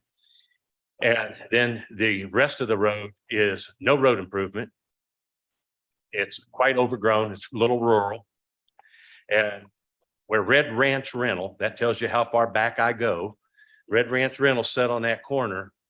The water that used to drain from that property drained down through Red Ranch Rental. I know because I slept in that culvert many a night as a child. So I'm quite familiar with that area. This is not an area in which we need this type of development around neighborhoods that have been established. But if we're going to ignore sidewalks for the people that have invested in this community with their homes and have lived there for decades, if we're not going to build sidewalks for them and improve the infrastructure, I question why we're doing it for this project. Next comment. To the east off of 55th, we have a project somewhat like this. I would encourage many of you to visit that and determine if that's what you want in your neighborhood. Thank you. Commissioner Davis. Thank you, Mayor. I think, as I stated before, I'd watched the Planning Commission meetings back in December. I've read and actually have the letters that you all sent me right here and have read them and have responded to you all, just so that you know that I have received them, because I know there are times that people send us things and there's no response at all. And then this morning I actually went by, and although I don't think that's an accurate depiction, because it's not every day, I actually went by and saw from what I could from the road, the property. Let me say that I am for affordable housing, and I think, and I know multiple commissioners have said this, maybe we need to have a larger conversation, particularly regarding this interest in LIHTC, in tax credits and what that offers, because this will be one of many that will come before us. And we need a strategy as opposed to this piecemeal approach where it's neighborhood by neighborhood, it's very divisive, and we end up causing a lot of pain and strife. The road is very, very narrow. And I'm reading through this traffic study and trying to figure out how. Mr. Peterson, or I know that some of the folks from the Meriden Group are here. I'm interested as to how this property qualified for 180 units. That is where I am struggling to put two and two together. Could you just provide what was the rhyme or reason for this site, given the amount of units that we are talking about? If I may, Commissioner, I can answer that question. Governor Hand, Director of Planning and Design. You'll notice that this case is not asking for a change of zone. It's already zoned RP5. Okay. So it's looking to only change the master plan amendment underneath it, which is sort of the future look to it. And it's only asking for a preliminary development plan. They're essentially building it as of right. This is what happens when you structurally don't do planning the right way. This area has never had an area plan. It's never had a chance to update its area plan, or excuse me, its land use plan on this category. You're probably looking at a mixed bag of all kinds of former zoning codes and moves from previous eras, and incorporations, annexations, kind of all assembled together. 59th Street is no more than a 2-inch mill overlay of a dirt road.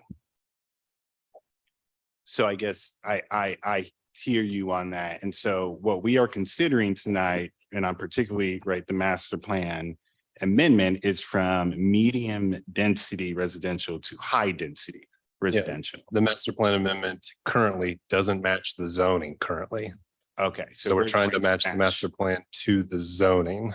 Again, if we were to actually do what a good planning practice is and conduct an area plan that would review this, develop an updated area plan, and then go back and update the zoning map in accordance with that land use map update, you probably wouldn't see something like this. I highly doubt we would allow RP5 to still be on that location. But again, that's what it is today. Previous boards of commissioners agreed that that should be zoned RP5. We haven't revisited it probably for decades. I see. I do want to get to the question and maybe someone can answer it. For this particular site, was it just the fact that it's zoned RP5? We have RP5 zoned in multiple places that don't have a 2-inch overlay, mill overlay for a dirt road. I'm just trying to figure out why this particular location. Commissioner, good question. There's just like any site, any commercial, any residential project we do, there's no one answer. I mean, looked at all available sites up and down the corridor, knew they wanted to be in the sort of State Avenue area, kind of call it center and east. And this is one of a lot of sites and it was available.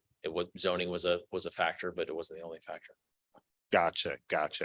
I mean, I have a list of other questions and things, but the comment from staff really kind of has helped me clear this up. I, in good conscience, cannot support this. I just, at being there this morning, actually seeing it for myself. And I want to say this, I want us to find a strategy for LIHTC. I want us to do that. I do believe that what the medium density, if you all were interested in less units or townhomes or other similar developments in the area, that is, I'd be more than happy to entertain that conversation. I just cannot see if everybody has a car, or if half of the people have the car, or even 2/3, right? Introducing 100 more vehicles to that area. I just cannot see it working out. But again, this kind of lends itself to the larger problem, which Mr. Hand, you have laid out. We need a strategy on multi-unit housing in Wyandotte County. We need one. Thank you. Thank you, Commissioner. Commissioner Townsend. Thank you, Mayor. Good evening, Counselor. Mr. Hand could probably address this, or either one. Did this project come to the ED&F committee for discussion?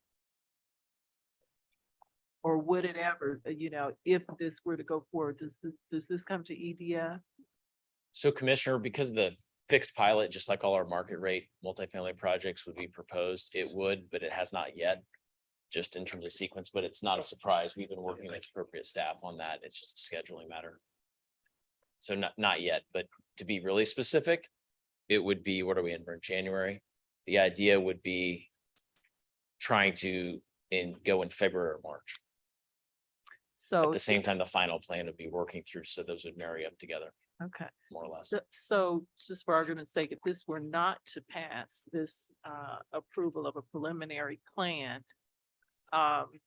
would it still come to EDF if the developers wanted to look at something else, or even still this project? No, unfortunately, projects like this take months and months and months and, $100,000 to get all the design and all the things that have to get to this point right now. To go to ED&F with a proposed pilot schedule, you really have to have it in light of a specific project that's been engineered like this. So it'd have to start all totally over again. Well, there is a need for the type of housing that you're marketing. I kept hearing people talk about low income. The numbers that you cite seem to be more workforce. It's what the federal numbers. tax credits are called. So I have to see it accurately what it's called, but I understand your point. So you're calling it was a low income? Well, just the tax credit program is called LIHTC, low income housing tax credits. But I take your point. I'm explaining why I use that phrase because it'd be confusing and inaccurate if I didn't use it, because everybody knows that's the tax credit program's name. And I guess my point in that is that shouldn't be really the focus, but in my opinion, but the concerns that have been raised about infrastructure and access and my question about whether we come to ED&F might be another opportunity for those things to be sorted out or talked about. That's why I was asking about the process. But if this does not go through, then it doesn't go to ED&F. I need some help from it. The only reason I know I can answer that, Commissioner, is because obviously for something to go to a committee, there needs to be someone applying or asking. And we wouldn't ask because it's just, you wouldn't have your it's like apples and oranges. You got to know what fruit you're getting, what site, what the project is. We would never ask that of the EDNF to look at something that's not set. All right, that made it clear. Thank you. Thank you. If somebody wanted to ask me more about the road, as mayor says, I can't just talk affirmatively. I'd be happy to answer questions about the road. Thank you, Commissioner Townsend. Commissioner Davis. I would just say this very quickly here. I, again, want to say it over and over again. I want us to figure out and get a handle on how we can use LIHTC for our advantage. I've done some research on the program federally. It is very effective in providing, probably one of the most effective programs in providing affordable housing throughout the country. I am not anti-LIHTC. I am not anti-affordable housing. I'm saying 180 units at this particular location just does not make sense to me. And if you all would entertain lessening the amount of units or picking a different style for the development, I would be more than happy to entertain that. But please hear clearly what I am saying. Thank you, Mayor. Thank you, Commissioner. Commissioner Kane. Thank you, Mayor. This is weird. You know, I know the area. I used to live off 65th Terrace. But for a couple of different reasons, I'm gonna vote for denial because it doesn't fit the character of the neighborhood. Plus for the safety reasons that I brought up about waste management, fire trucks, ambulance and school buses going down that road. And that's my motion, Mayor. Earl, second. Thank you, Commissioner. Before I accept that, and I appreciate you all recognizing my interest in economic development and reinvestment in the disinvested areas of our community. Mr. Talkin, I'm sure he's listening as well as yourself. Just for some clarity, when I say those things, so people will know, and there's no doubt about what I'm talking about. I think Wyandotte County needs more quality housing, amenities, resources, infrastructure in these disinvested areas. There are individuals, experts, if you want to call them that have told me, and I don't really know if it's true, so I agree with Commissioner Davis that we need to do a little more homework on these types of projects, LIHTC, because some of these individuals told me that we have an oversaturation of low-income housing in Wyandotte County. More than enough. But what we're missing out on, and when you look at the dynamic of 70% of our high wage earners don't live in Wyandotte County, is quality, affordable housing at all income levels. And so not so much affordable housing, but housing that is affordable for all wage earners. And then putting these quality developments, market rate properties in these areas that have been disinvested to bring some of these working class people back into these neighborhoods that can contribute to help out with our tax base, to broaden it, that would want to shop at restaurants and infuse those tax resources back into our community, be it home purchases or some homes. In line with what Commissioner Burrows mentioned, just over the years that I've worked here and patrolling the streets for 32 years on the Kansas City, Kansas Police Department, I just ask folks to make their own judgment. When you talk about these kind of projects and you look at 27th and Delavan, you look at 29th and Freeman, you look at Graymore, Gateway, Chelsea Plaza, 55th and Freeman, Sunflower, Rosedale Ridge, and I can go on with several other multifamily housing developments that have failed miserably and caused heartburn for the police department, the sheriff's department, and our DA to keep a handle and a pressure point on the types of calls for service that some of those facilities bring about. I don't know what this would bring, but my experience has shown me that sometimes management or the lack thereof in these areas cause those conditions. But I'm not one to say that we need more affordable housing in Wyandotte County. We need housing that is affordable at all income levels. And we need more market rate housing in these areas that have been disinvested and disenfranchised. And that's just the feedback I'm getting from developers and from residents that actually own their homes in these neighborhoods, saying that we've got enough of those type of developments, put some good stuff here and bring some quality market rate properties that can hopefully branch off to actually single homes to where individuals want to live near these types of facilities and anchor their families there and pay property taxes. Which would also, they're going to need restaurants, they're going to need other amenities, and they're going to need other things that are going to add to our sales tax base. And so I challenge, as we look at these types of properties, we need to be intentional, and I challenge this commission. I think this commission over decades, city council going back decades, probably to the 60s when urban renewal came in, Wyandotte County really did a good job of making sure that we took care of those individuals that needed affordable housing and that stock. And that stock is still here.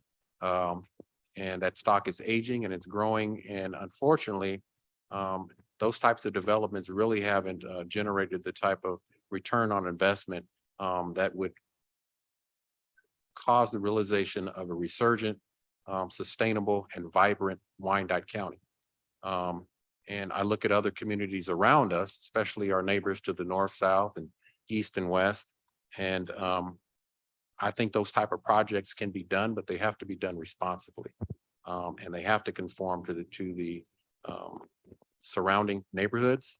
And I think that we need to be a little bit more intentional on being community driven to make sure that the neighbors in the neighborhoods, these are the types of developments they want in their neighbors. So I challenge Wyandotte to look at not just affordable housing, but to look at housing that could attract individuals at all income levels. And I personally feel, just on the information I'm getting, that we actually need more not affordable, but market rate housing that can attract, and we need teachers to live here. We need General Motors workers to live here. We need those individuals that have worked in some of our other areas to live here.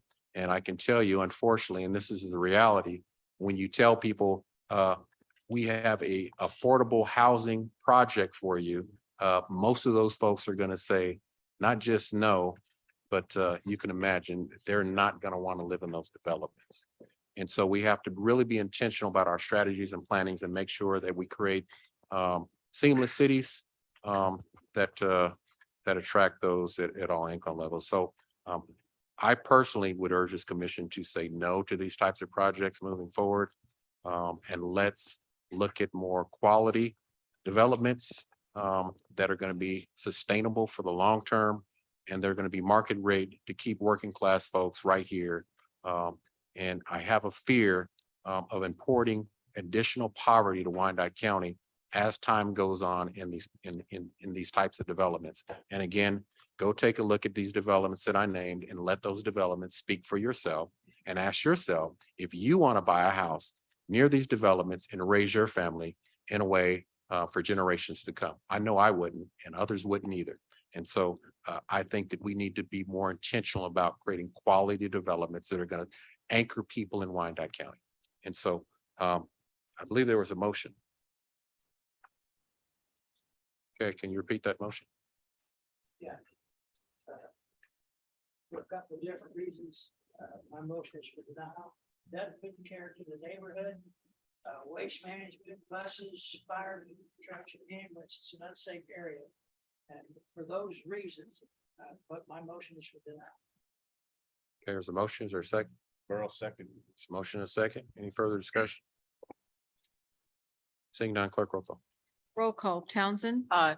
Burns. Aye. Ramirez. Aye. Hill. Aye. Kane. Clerk, let me back up 1 second.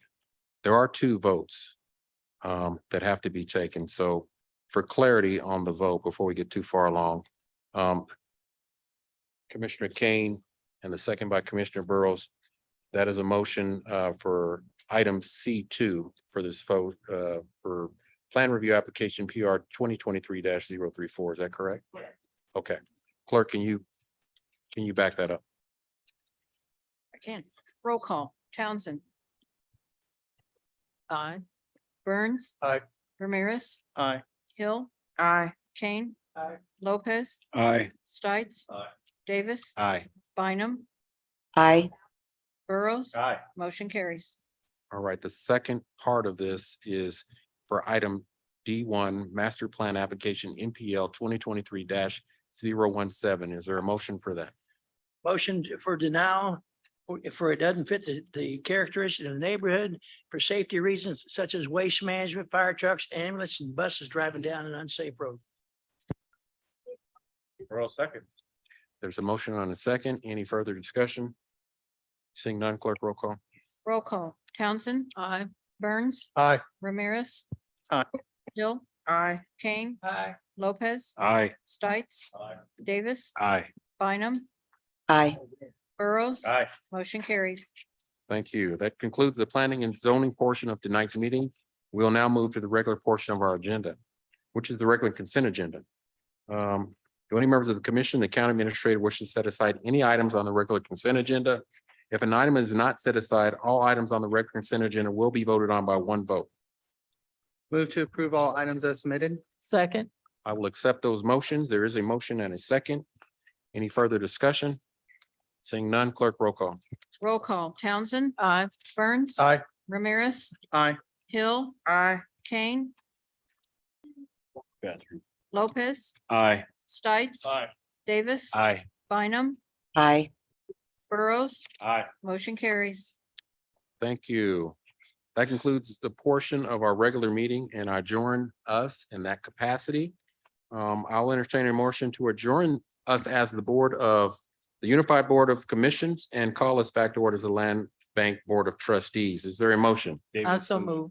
There's a motion and a second. Clerk roll call. Roll call. Townsend. Aye. Burns. Aye. Ramirez. Aye. Hill, Aye. Kane. Lopez. Aye. Stites. Aye. Davis. Aye. Bynum, Aye. Burrows. Aye. Motion carries. All right, we are now we're re-adjourning as the Land Bank Board of Trustees. And do any members, and we're working on the Land Bank Board of Trustees consent agenda, I'm sorry. Do any members of the Commissioner or County Administrator wish to set aside any items on the Land Bank consent agenda? Davis move to approve. All right, there are none. I will accept the motions to accept the consent agenda as is. Is there any further discussion? Seeing none, clerk roll call. Roll call. Townsend. Aye. Burns. Aye. Ramirez. Aye. Hill. Aye. Kane. Lopez. Aye. Stites. Davis. Aye. Bynum, Aye. Burrows. Aye. Motion carries. Thank you. With no further business on tonight's before our governing body. Thank you all for viewing and for your attendance. Earl's motion to adjourn. Davis. There is a motion, a second. I'll accept that. Clerk roll call. Roll call. Townsend. Aye. Burns. Aye. Ramirez. Aye. Hill. Aye. Kane. Lopez. Aye. Stites. Aye. Davis. Aye. Bynum, Aye. Burrows.